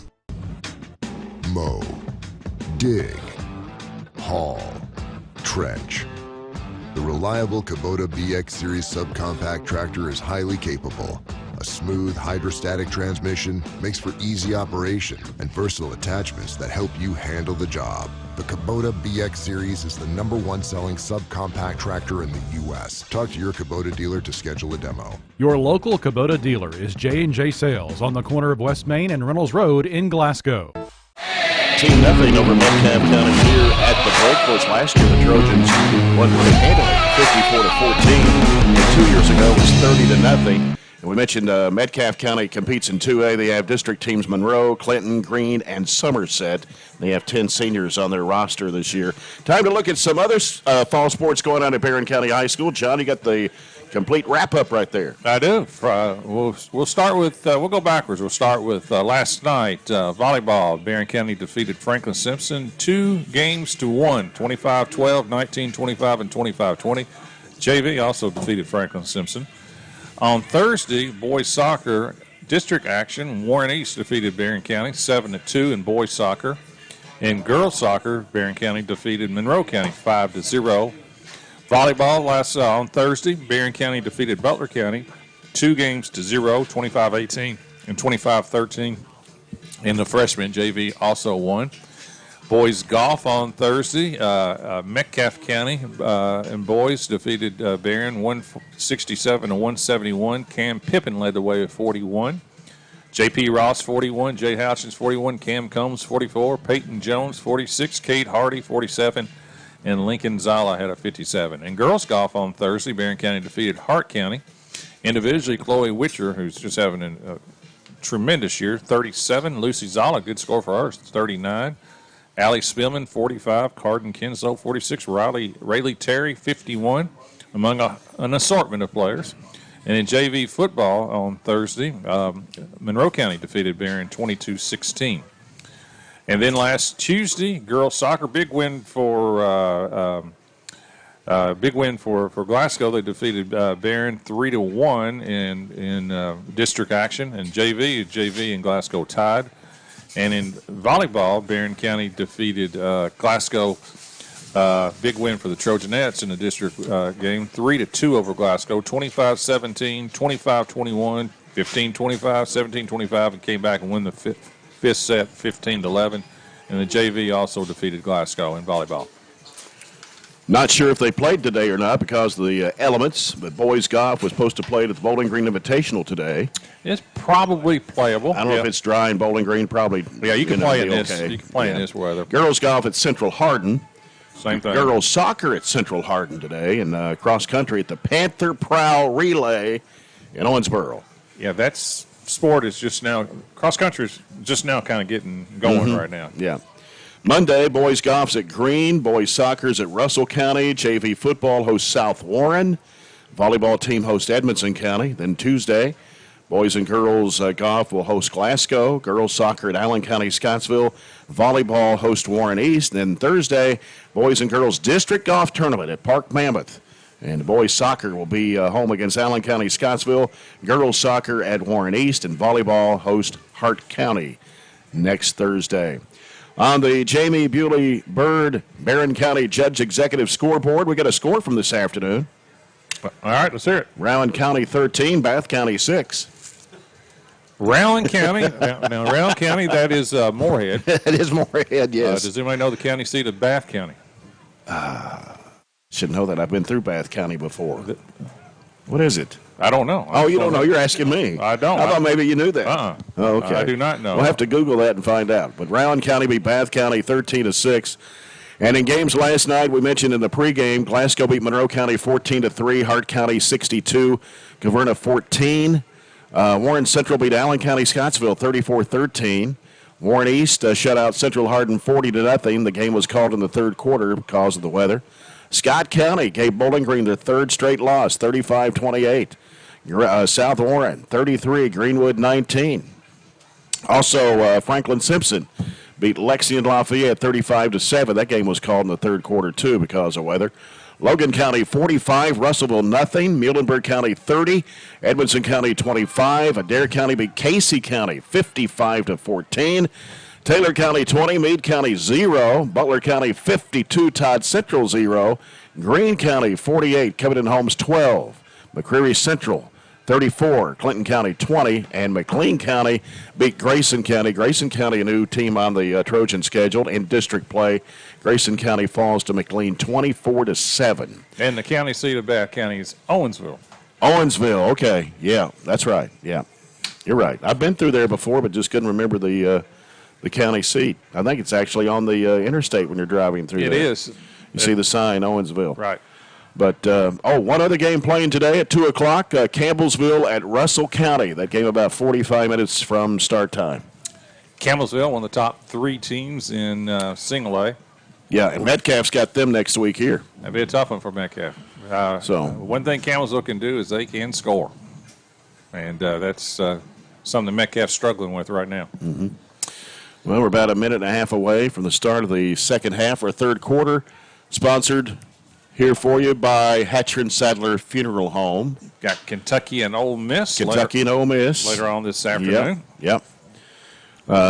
Western Kentucky. Western is playing Toledo. At Toledo. That's who Kentucky opened up with. That's who Kentucky played, yeah. That's right. Yeah. We'll be in Tompkinsville. John won't, but Robert and I will be, and maybe Joey will be in Tompkinsville next Friday night. Hopefully the weather will be better than it has been today last night. Tough game, too. Against the Falcons. 7 o'clock kickoff. We'll be on there at about 6:30 with a broadcast from Darrell Carter Stadium in Tompkinsville. And they don't have turf. They do not. It's supposed to be about 90 degrees next Friday. Is it really? I haven't looked that far ahead. 90 degrees next Friday. Well, it's been a roller coaster of weather here. Like tonight's supposed to be what, 45? Yeah, but I think at game time it'll be fine. Yeah, the sun will be down. 88. Days are getting shorter. 88.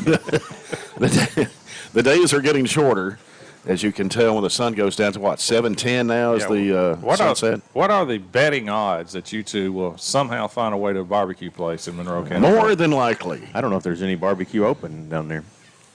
They have any barbecue places on Friday night?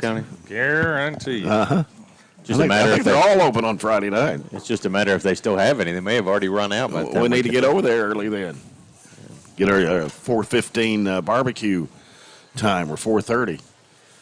Surely there'll be some left over by Well, you're from there. Well, I'm not from Tompkinsville. Everybody say, "Oh, you're from Tompkinsville." No, I'm not from Tompkinsville. But you're from the county. From the county. So you will be able to southern part of the county. Okay. So just roll the windows down when you get into the county, and you will smell your way to Barren. Yeah, you'll know where it's at. You can find your way. We're ready for this second half here in Edmonton, and the rain, just a little sprinkle out there, looks like right now. Any chance of an onside kick? Just they've tried to fake a punt. And they did. You know you'll get a crazy hop if you onside kick. Mm-hmm.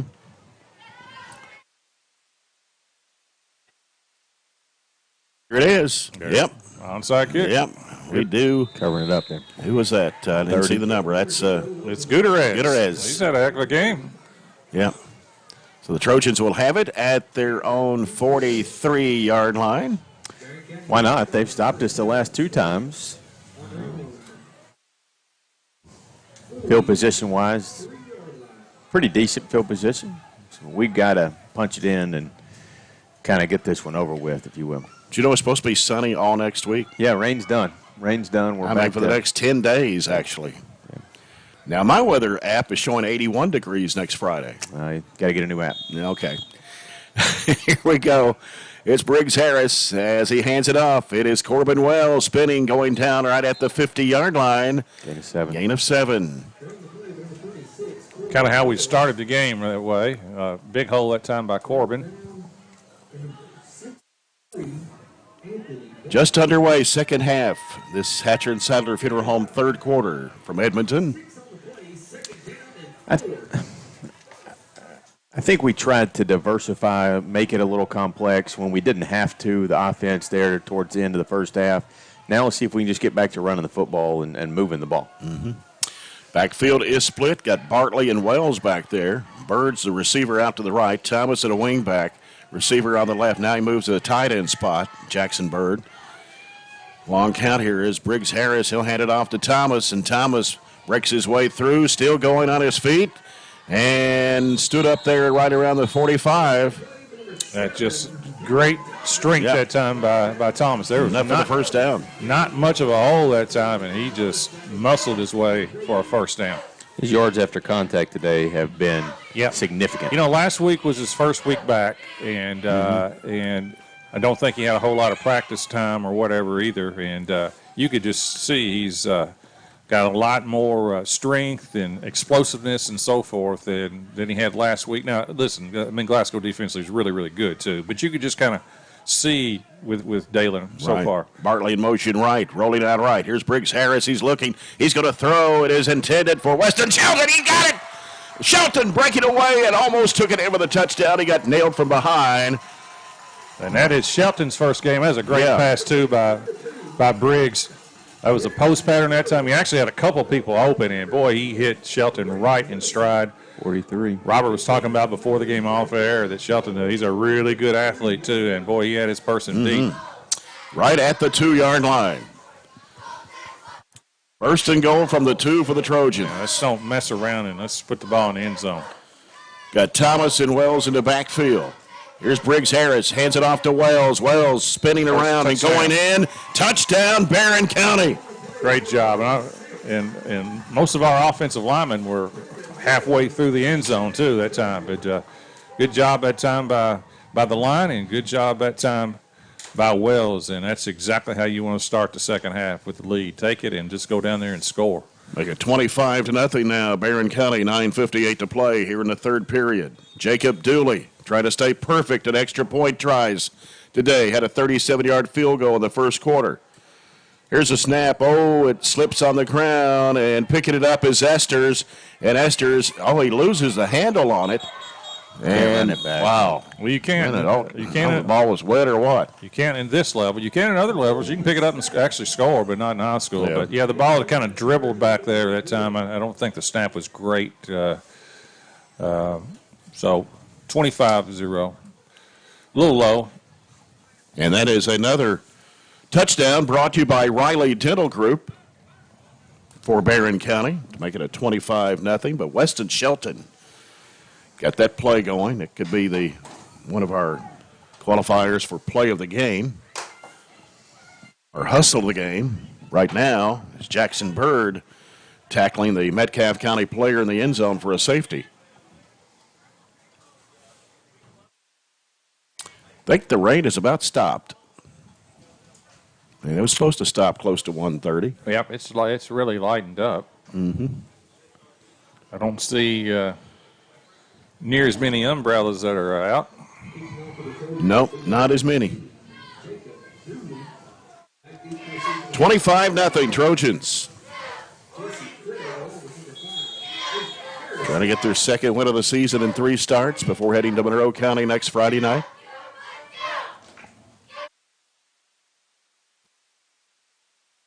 Here's Dooley's kick coming to the left side of the field, and it will go out of bounds right around the 10.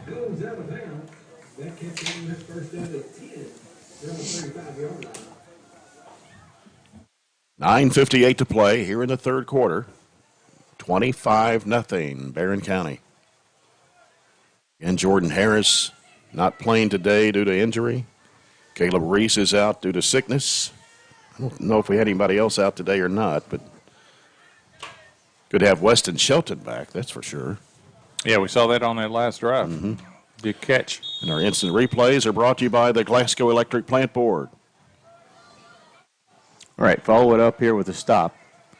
Been playing excellent on the defensive end. Mm-hmm. Zach Perdue takes the snap and hands it off to Andrew Hills. And Hills will pick up 3, maybe 4 on the play to about the 39-yard line. So it'll be 2nd and 6 for Metcalfe. Like Briggs Harris came up and made that one of the several on that tackle. Harris, the safety for the Trojans on defense today.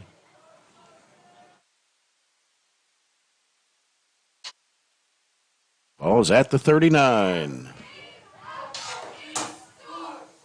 Again, we're at Metcalfe County's new stadium, new turf field today for their first home game. They've got 2 receivers here on the near side, one split out to the left. And here's the snap to Perdue. He's going to keep it, coming to the near side, trying to get to the 40. He does, 45 out of bounds. We'll put it right at the 45-yard line for Metcalfe County. Sure, they'll give him the first down there. Corbin Wells. That's right on the line. Yeah, first down for Metcalfe. Close enough is good enough. Only their 4th first down so far.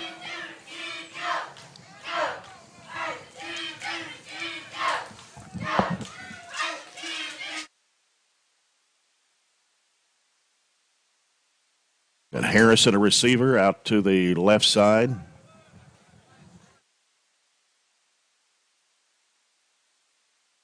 Man in motion coming to the near side, which is Walker.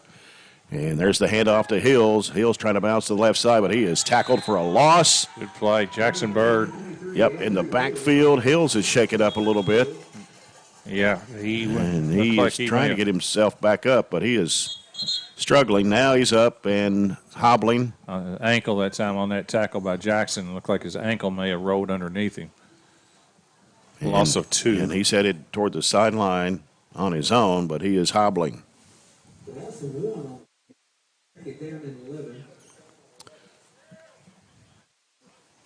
So loss of the play. 2nd down, 11 yards to go for the Hornets. They've got to get it to the 45 of Barren for the first down. It'd be their 2nd player out. At least he kind of ran off a little bit. Mm-hmm. But he's not putting a lot of pressure on that left foot. Yeah, Trig Akery, the lineman, went out for Metcalfe in the first half. He's sitting here on the bench. Metcalfe's side here on the near side. 22 is the new running back. 22 will be Emery Bridgewater, a 5'10", 165-pound sophomore. Snap comes to Perdue. He's going to keep it, and he'll be stopped. Back of the line of scrimmage. There's a quarterback. No gain. Quarterback draw, and it was 51 for the Trojans on that tackle. 51? Yep. I don't have a 51. 61, I'm sorry. Oh, 61. That's Jesus Hernandez. No gain on the play. Yep, 3rd and 11 for Metcalfe. Ball is at their own 44.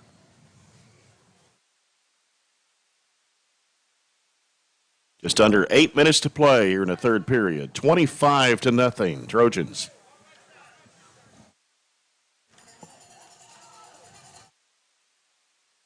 We'll send two receivers out to the left. That's Colt DeVore and James Craig. Two here on the near side. Here's a snap dropping back. Purdue. He's going to air it out to the right side of the field. It's going to be incomplete. It was intended for his receiver, Aiden Harrison. It was good coverage that time by Gage Driver. Just running right with him on that time on basically a straight goal route.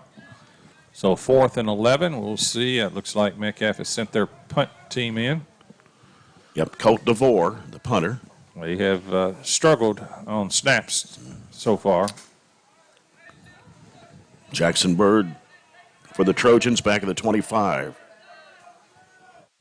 And the snap to DeVore. He'll get this one away. Comes to the left side of the field and takes a bounce and a roll out of bounds around the 31. Yeah, that time did not get the forward bounce. Went sideways that time. So the Trojans will have it with 7:32 to go here in the third period. Barren County up 25-0 over Metcalfe. Yeah, total control from the get-go for the Trojans. Both offensively and especially defensively. Now Corbin Wells along with Weston Shelton, receivers here on the left side.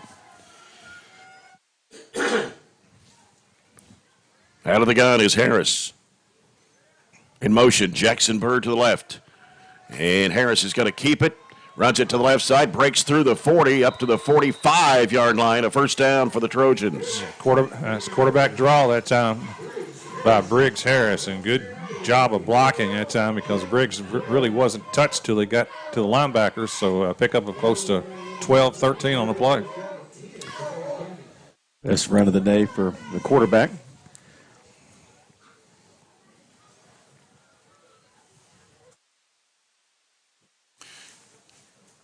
We're at the 7-minute mark of the third period. Jackson Bird, wide right, along with Braden Bartley. Wells and Shelton here on the near side. Thomas to the left. Briggs Harris. Harris throws it to the right side. Bird on the move. Breaks free. 50, 45, 40, and out of bounds.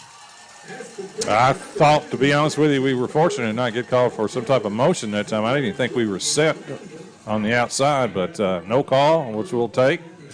The first down for Barren County, and that will be at the Metcalfe County 42-yard line. Gain of 13. Bird out to the right. Pierce and Bartley, the two freshman receivers on the left. Snap comes to Harris. He's looking, rolling, running, 40, 35, going down at the 30. Flag on this near side. Yeah, we did same thing. We didn't get set over here either. Right. That's back-to-back plays. We just got caught on this one. Sometimes when you're on the side of the whichever side you're on, sometimes we'll make it a little bit more known to the official. But that was the right call. Illegal shift. Mm-hmm. I think it was Shelton that was kind of still moving. Yeah, and we did the exact same thing, just got away with it the call before. It nullifies another positive play.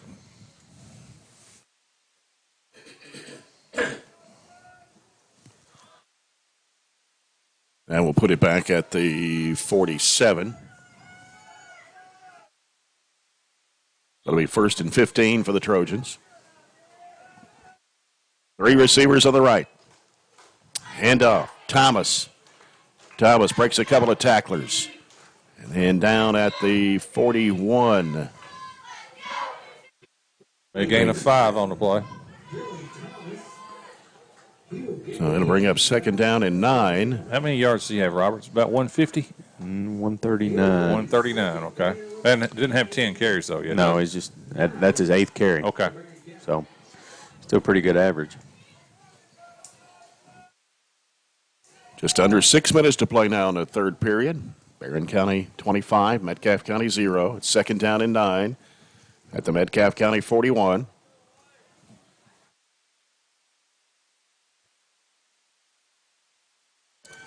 And the Trojans will line up with 3 receivers on the left, with 1 to the right. Briggs Harris looking to the right. Pass wide open. Jackson Bird. He goes down at the 30. Good route. Just spot pass through a stripe.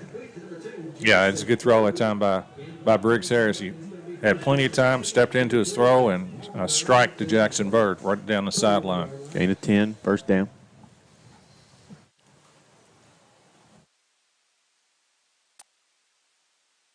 Coming down to 5 minutes to play here in the third period. And have Weston Shelton out to the right side, along with Jackson Pierce. Near side is Braden Bartley. Thomas to the right of Harris. In shotgun formation, he takes the snap, dropped it, picks it back up. Now runs with it on the far side of the field, runs it out of bounds at about the 26. Yeah, I don't know if that was to be a handoff to Dalen or a fake to Dalen. I couldn't really tell, but the ball was dropped, and luckily ended up picking up 5 yards on that broken play.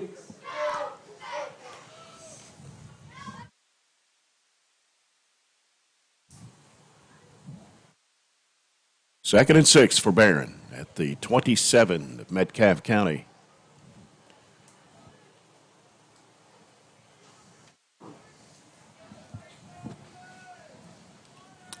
Got Pierce on the right.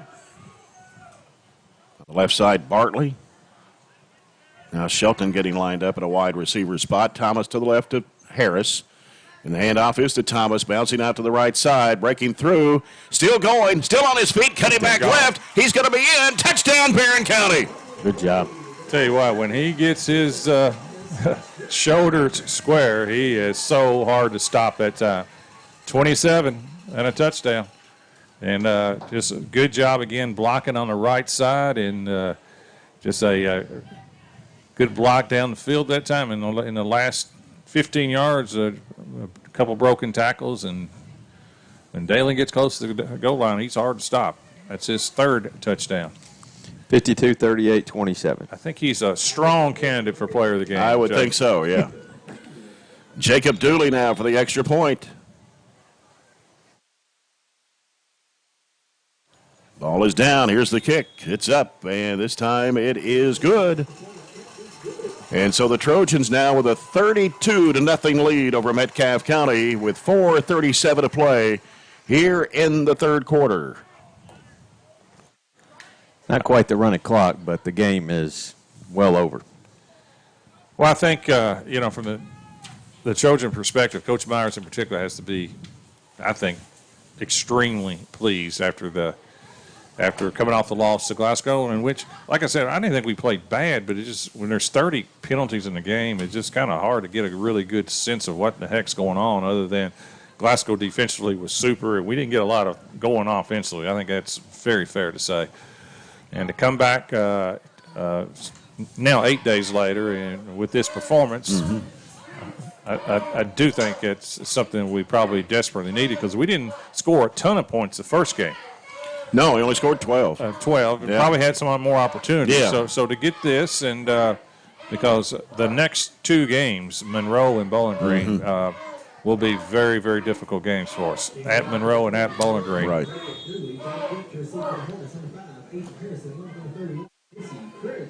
Harrison Craig back to receive. Here's the kick by Dooley.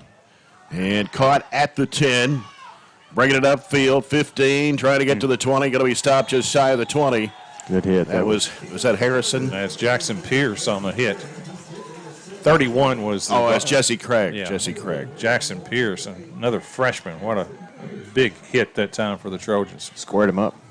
Great coverage again. Been great coverage all year on punt and kickoff for Barren County. So the Hornets have it here at their own 20 with 4:29 to go. Third period, 32-0 Barren County. And that official time call. Waiting for Baylor Browning to tie a shoe, I think.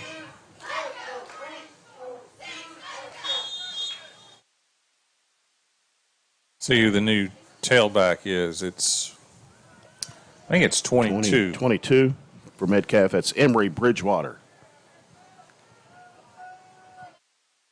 Snap to Purdue, drops back looking, coming to the near side. It is going to be incomplete. It was intended for James Craig. I thought it was a big hold that time against the Barren. I think it looked like against Connor Thomas that I have no doubt would have been called the first 2 weeks. And, but to be honest with you, I'm okay with not. Much better flow of the game. That Dalen Thomas touchdown was brought to you by Riley Dental Group and the extra point by Jacob Dooley. Brought to you by Extreme Health Club and Fitness. 2nd and 10 for the Hornets on their own 20. 2 receivers out to the left. 1 here on the near side. And Purdue takes the snap. And what do we got? Illegal procedure on Metcalfe. It's their 5th penalty. So they'll be backed up 5 yards. 5 for 50. Yeah, so that's to the 15. Backed up to the 15. 4:21 to go here in the 3rd quarter. Glad the rain has stopped. Everything will start clearing out now. But we needed that rain the last couple of days. days. Yeah, my yard was looking pretty brown. Seems like every time we play on a Saturday, it rains. We went to Dare County a few years ago in a hurricane. We went to end of the world in Ballard County in a hurricane. Ballard Memorial. We'll never forget that trip. It came a monsoon down there. Snap to Purdue. He's going to keep it. Trying to get to the 30, or the 20, that is, and he'll be stopped right around the 18. Baylor Browning on the tackle.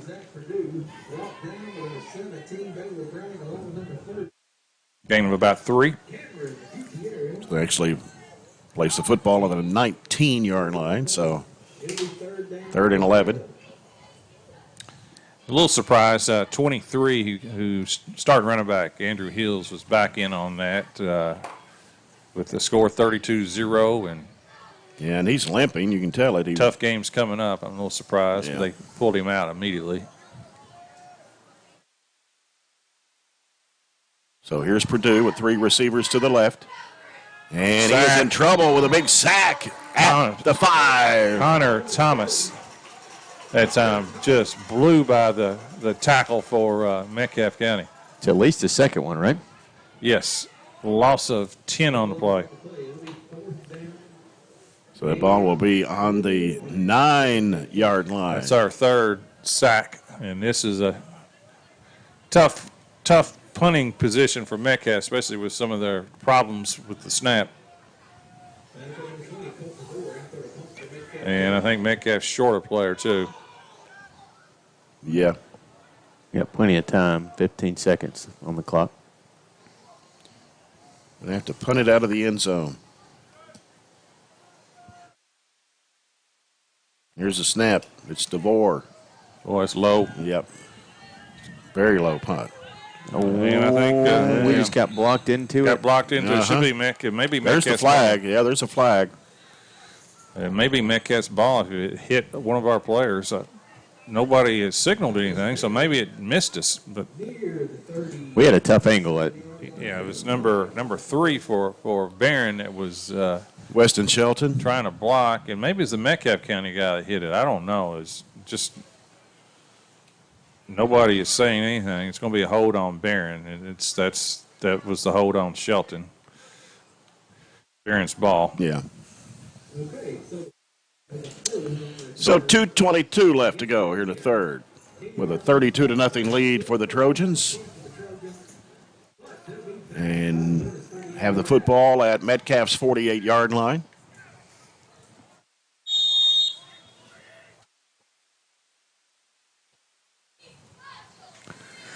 Still looks like all the ones on offense, right?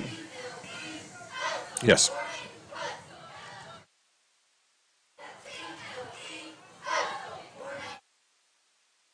Play clock is at 9. We had too many in the huddle, actually. Wells jumping out of there. In motion was Thomas, and now Briggs Harris going to keep it. He gets tackled at the 50. It'll be a loss of 2. Yeah, that's a good play. That time by 31 for Jesse Craig. Jesse Craig from Metcalfe. Nice one-on-one tackle. Loss of 1, actually. So 2nd down and 11 at the 2-minute mark of the 3rd period. A touchdown would make it a running clock. Yeah. We're 49 yards away from that. A field goal wouldn't, though, right?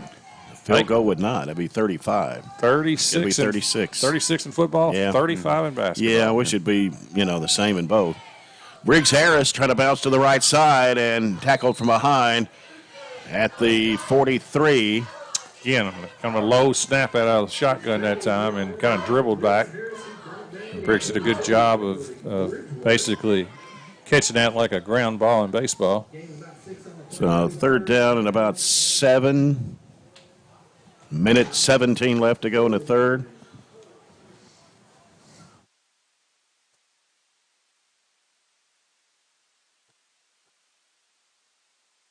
And the Trojans getting lined up here. Jackson Bird out to the right, 3 receivers to the left. Briggs Harris stepping back, looking to the right side. The pass is going to be caught by Bird. Good out of hand. bounds at the 39. Good hands that time. I really don't know why the clock. I thought he was out of bounds. He was. He caught it and then went out of bounds. So it's going to be 4th and 1. With 38 seconds to play here in the quarter. Only time we've really been stopped on anything short was that one time at the goal line. Mm-hmm. Every other time it's been kind of automatic. We're going to pick it up. See if we come out in a high formation here and just run it. We got Wells and Dalen Thomas in the backfield. Mm-hmm. And the handoff is to Wells. Wells wading his way through, trying to break 3, and he'll be tackled from behind right around the 10. Yeah, pick up a close to 28 on the play. It was on the 44? Mm-hmm. And got to the 11. The 11-yard 33. line. So 33 yards for Corbin Wells. And that will end the quarter. So we come to the end of the third, and after 3 here at Edmonton, it's the Barren County Trojans 32, Metcalfe County Hornets 0. We'll return after this 1-minute timeout. This is Trojan football at WCLU Burgundy 104.7 FM. We've got you. It's a pledge to make sure you're always taken care of. A pledge that Farmers RECC honors each and every day. When it comes to keeping things running smoothly or getting them back on track when they're not, we've got you. Always. Farmers RECC is a Touchstone Energy Cooperative, your source for power and information. It's been an amazing 33 years. I've been blessed to have someone by my side that I can count on no matter what. Like 3 years ago when I had that car accident, you really came through for me. So I just want to say thank you, Alan, for being my Farm Bureau insurance agent. Kentucky Farm Bureau, big on commitment. Oh, he's been great too. Welcome back to Edmonton and Metcalfe County. Jay Turner with John Butler, Robert Bauer. Trojans up 32-0 as we start this fourth quarter. Brought to you by Scooters Coffee.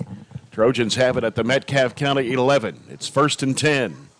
I don't think we've scored in this end zone, have we?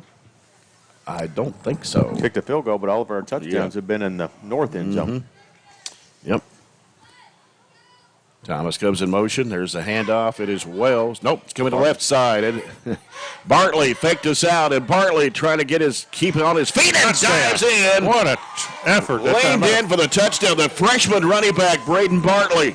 He said, by golly, I'm going to get my first touchdown. He sure did. Yeah, that was a little sweep going to the left side, and boy, he broke 2-3 tackles and just powered his way into the end zone. Braden Bartley with an 11-yard run and gives the Trojans a 38-0 lead. That will result now in a running clock for the remainder of this fourth quarter. We just started it.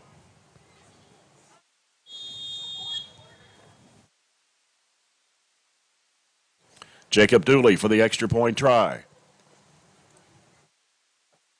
Colton Esther's the holder. Ball's down. Kick is up, and it is good. Well, I've just found our co-hustle plays. Co-hustle play. The safety. Yeah, we can do that. Yeah, and right there. Yeah. Our DTS hustle of the game. We'll have the CPC Commodities play of the game, and we'll also have the Southern States player of the game here before we leave today. 39-0 Barren County. And the 11:50 left in the fourth quarter. It'll be a running clock the rest of the way. Is the sun trying to come out? Believe so. Let there be light. Welcome, sun.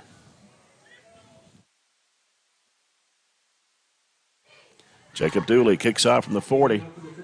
Got Craig and Harrison back to receive from Metcalfe County. You know, last few years we've come over here, the seats have been on the field.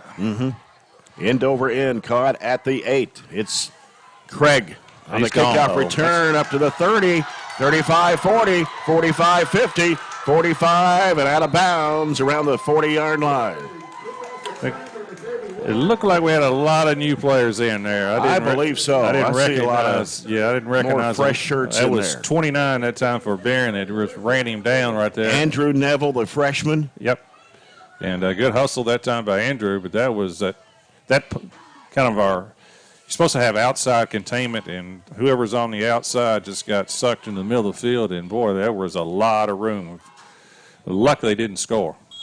And there is a ton of new players out for Barren. We need to pick up those numbers and recognize everybody that's out there if we can.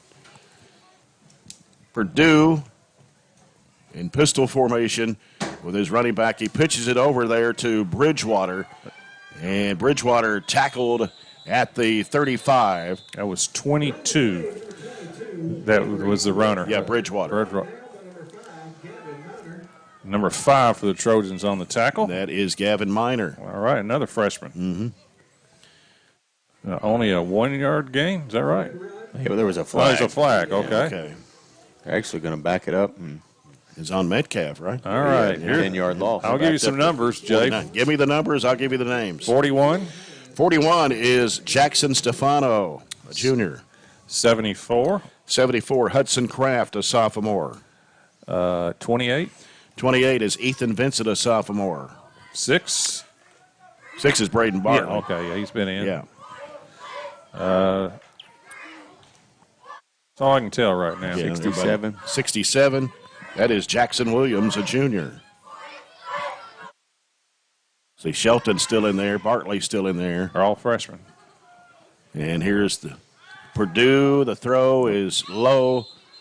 It's intended for number 5, Aiden Harrison. Now second down and long for Metcalfe County. 78. 78 is Andrew Harper, a sophomore. 34. 34, Tyler Pursley, a junior. And 52 just came in. 52 is Henry DeVore, a sophomore. Got everybody?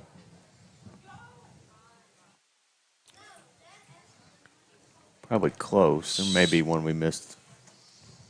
It's hard to see everybody when they're turned sideways. Purdue with 2 receivers out to the right. He's going to throw to the right side. The pass is, I don't know if he got a hand on that or not. I think he did. That was Weston Shelton. Weston Shelton almost had the interception. He went for it that time. He got the deflection. He wanted to take it to the house, didn't he? I think we've gotten all of our secondary almost. A lot of those guys are guys that play on offense, too.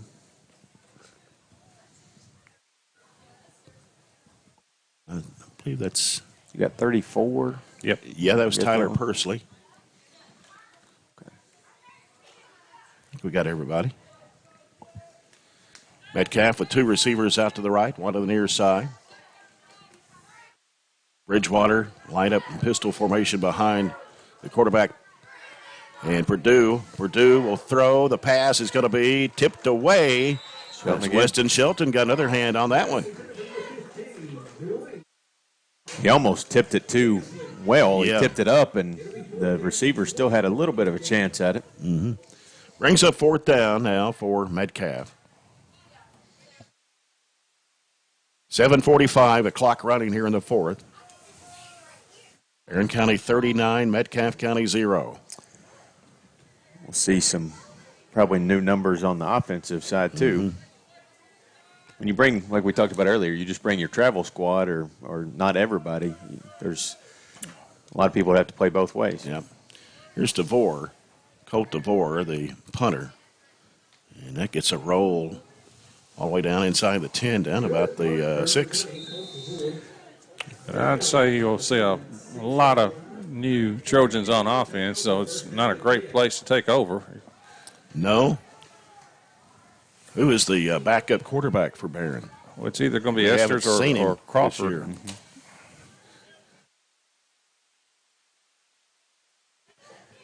And actually, we got a lot of the big fellas coming back in, don't we? Yeah. Well, we got what number? Yeah, same offensive line.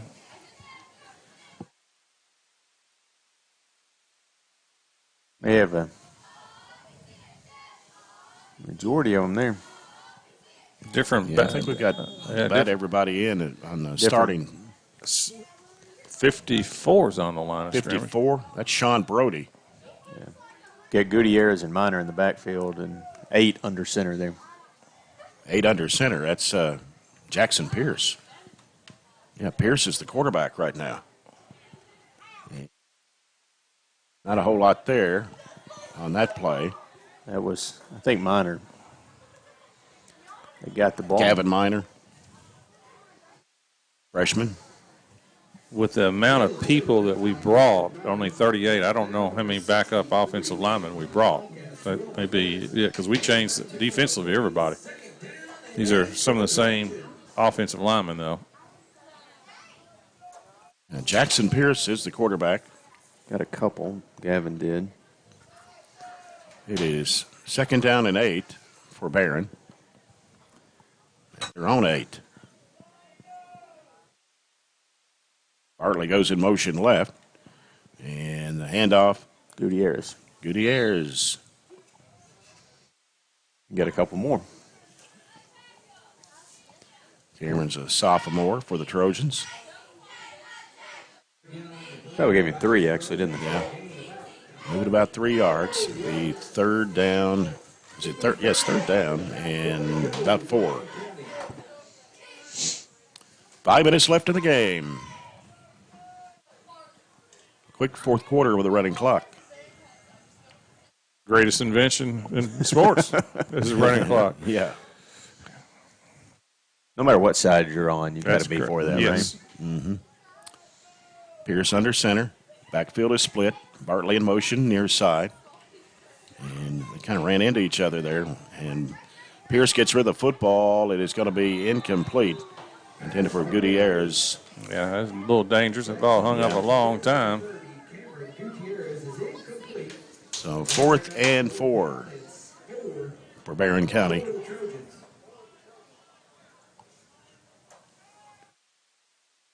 And normally your punt teams will generally stay the same. And Jackson Bird's in the punt. Jackson Bird to punt. And for Metcalfe, it's Aiden Harrison. It's our first punt, isn't it? I think so.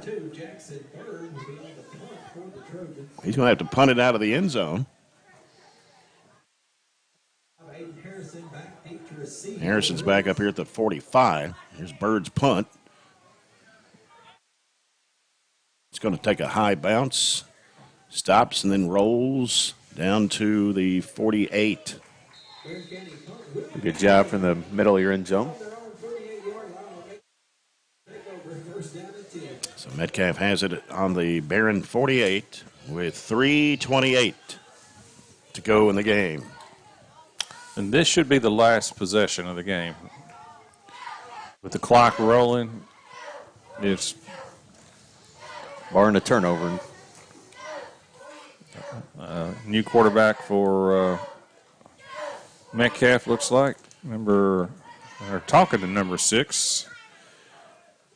Right. Number 6 is going out there right now. So that is Jackson Smith. He's a freshman.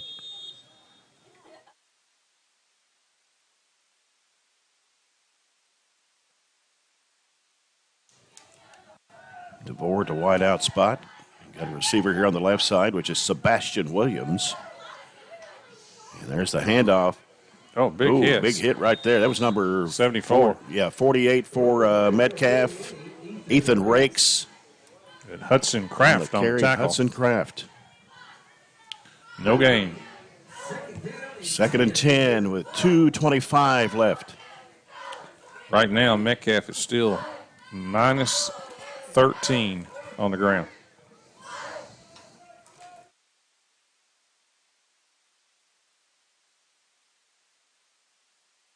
And barring a long run, they're probably going to stay under.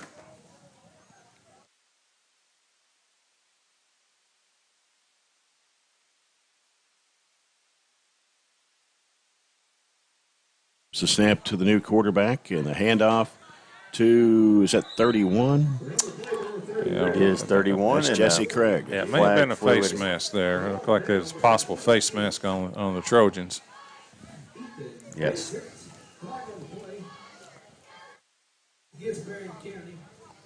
That'll give them the first down. Yeah. Just gave them 5. Actually, just gave them 5, didn't it? This is the lenient officials. Yeah, it's going to be like, what, 2nd and 3? 2nd and 3. They gave him a 7-yard penalty on that one. It's the only level where there's 5-yard face mask, and every other level it's 15 or nothing. Clock down at 1:15. There's a pitch over to the left side of Bridgewater. Bridgewater will be taken down at the 45. Good play by Neville. Loss on the play. Andrew Neville on the stop. And he's just a freshman. Loss of 3 on the play. And it is. This should be the last play. Under a minute to play now. Yeah, this should be the last play of the game. Mm-hmm. And actually, it doesn't even have to be if they don't want it. There's no shot clock, play clock late in the game. Right.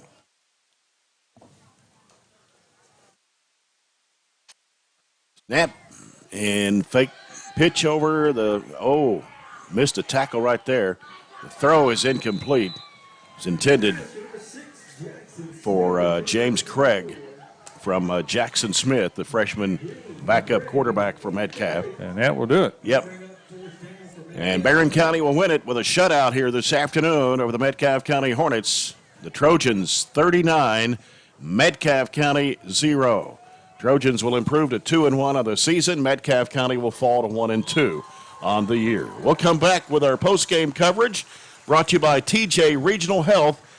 And we'll name the hustle of the game, the play of the game, and the player of the game, all coming up in our post-game coverage as we take a 4-minute break. A 4-minute break. And this is Trojan Football on WCLU Burgundy, 104.7 FM.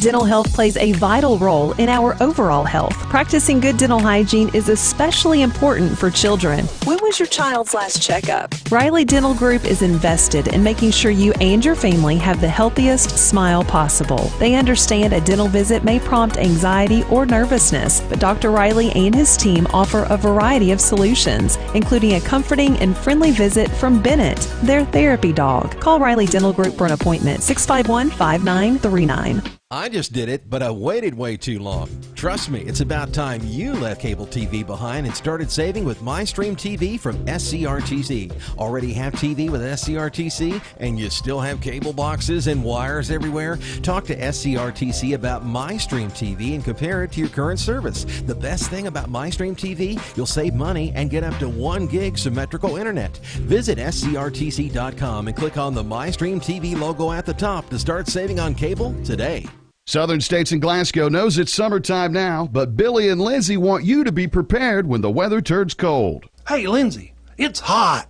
Well, Billy, you know it won't be that long before folks are needing propane for the heating season. I think it would be great if we could grow our propane business at Southern States Glasgow. We do have great service technicians and an excellent group of guys to deliver propane. Let's do it. Let's grow our propane business. Southern States and Glasgow is your local propane dealer. If you haven't heard, there's a new approach to banking. It's called Kasasa, and you'll find it at the People's Bank. Your free Kasasa checking account offers you monthly cashback rewards. The Kasasa cash checking account can earn you a very high interest rate on your balance. Then link Kasasa Saver, and you'll also get a high rate on your deposits. Grow with Kasasa at the People's Bank in Glasgow, Cave City, and Barren. The People's Bank. working for you. Restrictions and qualifications apply. Restrictions may vary. Contact the People's Bank for details and to learn more. Have you injured yourself playing a sport or exercising? Sports medicine experts at TJ Regional Health are trained to get you back on the road to recovery, whether you're dealing with sprains, fractures, knee and shoulder injuries, or other common injuries. Our goal is to prevent illness and injury in active individuals of all ages and help prevent future problems to maximize your performance. Find out more at tjregionalhealth.org/rehab. Patients first, team always. TJ Rehabilitation Services. At Kuzma Family Dentistry, we specialize in changing smiles and changing lives.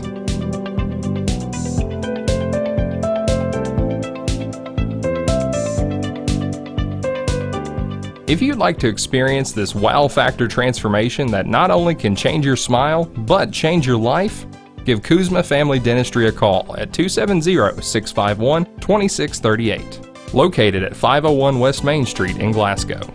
103.7 WHHT plays country's hottest hits from today's country artists, like at 103.7 WHHT. At Don Franklin, we're about more than just selling cars. We're about families, generations of them. Founded by my parents in 1968, we've been here growing alongside you. From the first family car to the newest model for the next generation, our values of trust, care, and commitment are in every handshake, every deal. With over 5,000 vehicles to choose from, check them all out at DonFranklinAuto.com. Don Franklin, driven by family.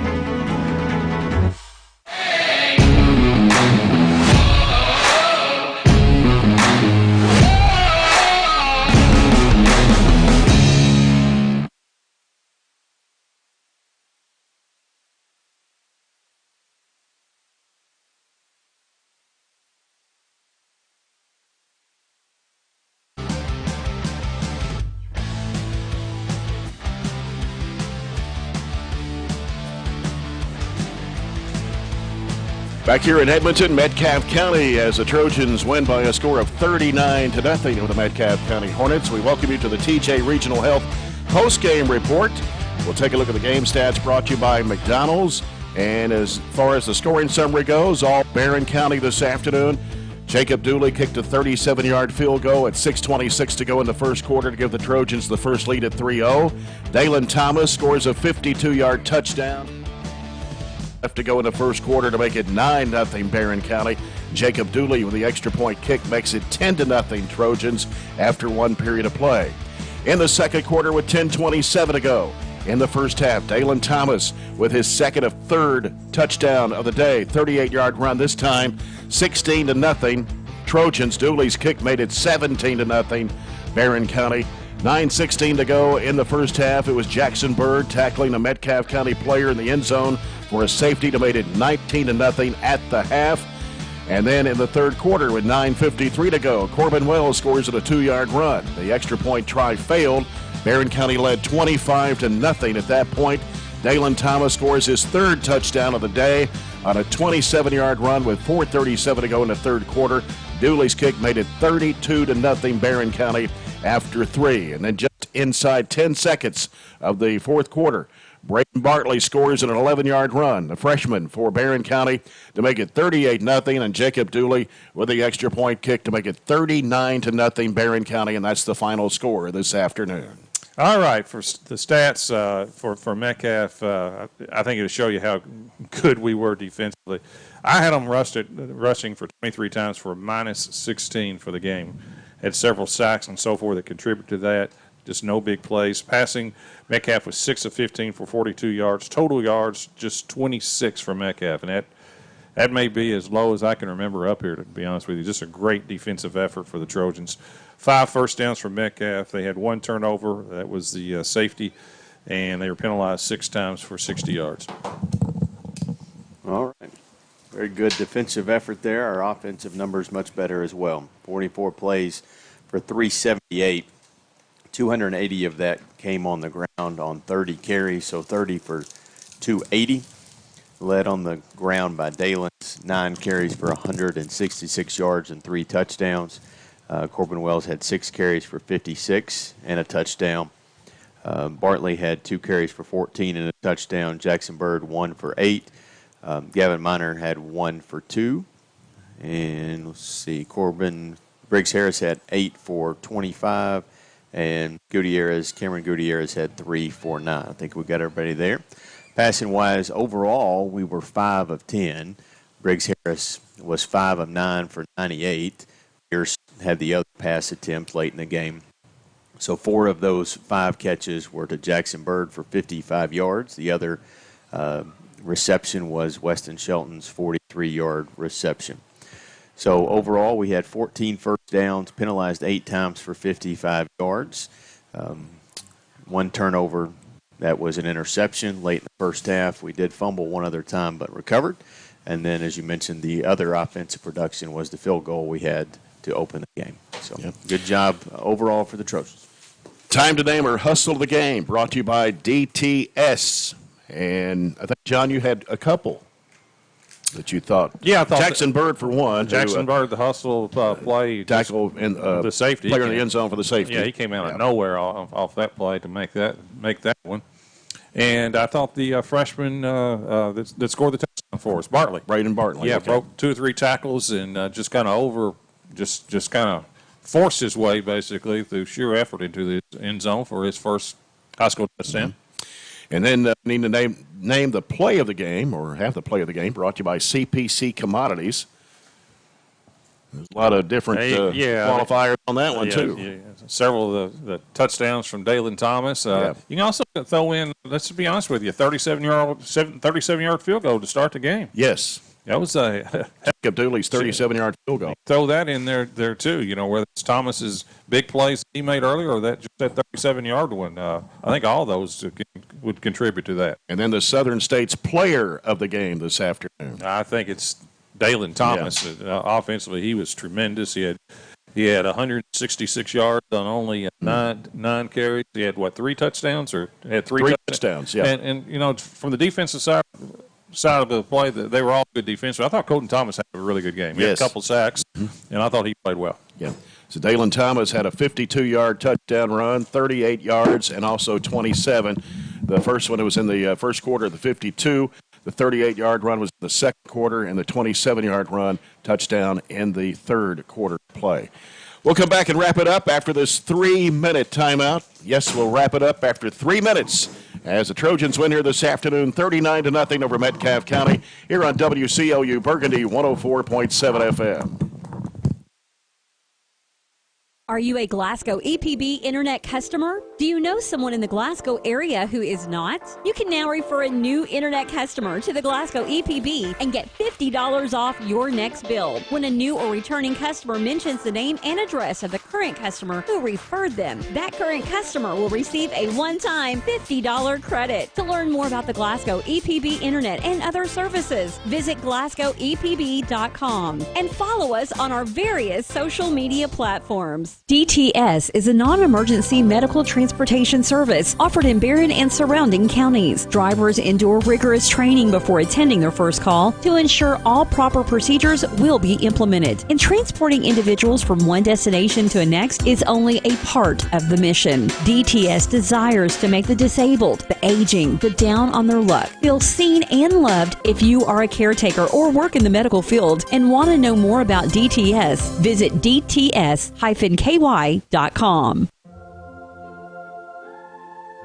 Growing up is realizing that everyone who told you to eat your breakfast when you were little was actually eating this for breakfast. It's your turn to take your place at the breakfast table and savor the taste of culinary independence with freshly toasted bagels at McDonald's. Indulge in the breakfast you've always wanted and start the day off the right way, your way. Ba-da-ba-ba-ba. At Kuzma Family Dentistry, we specialize in changing smiles and changing lives.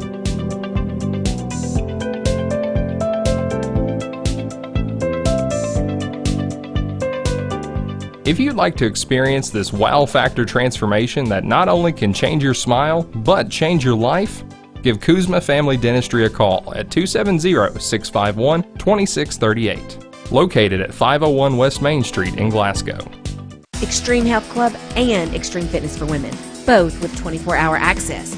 and Extreme Blend Smoothie Bar to help you refuel and recover.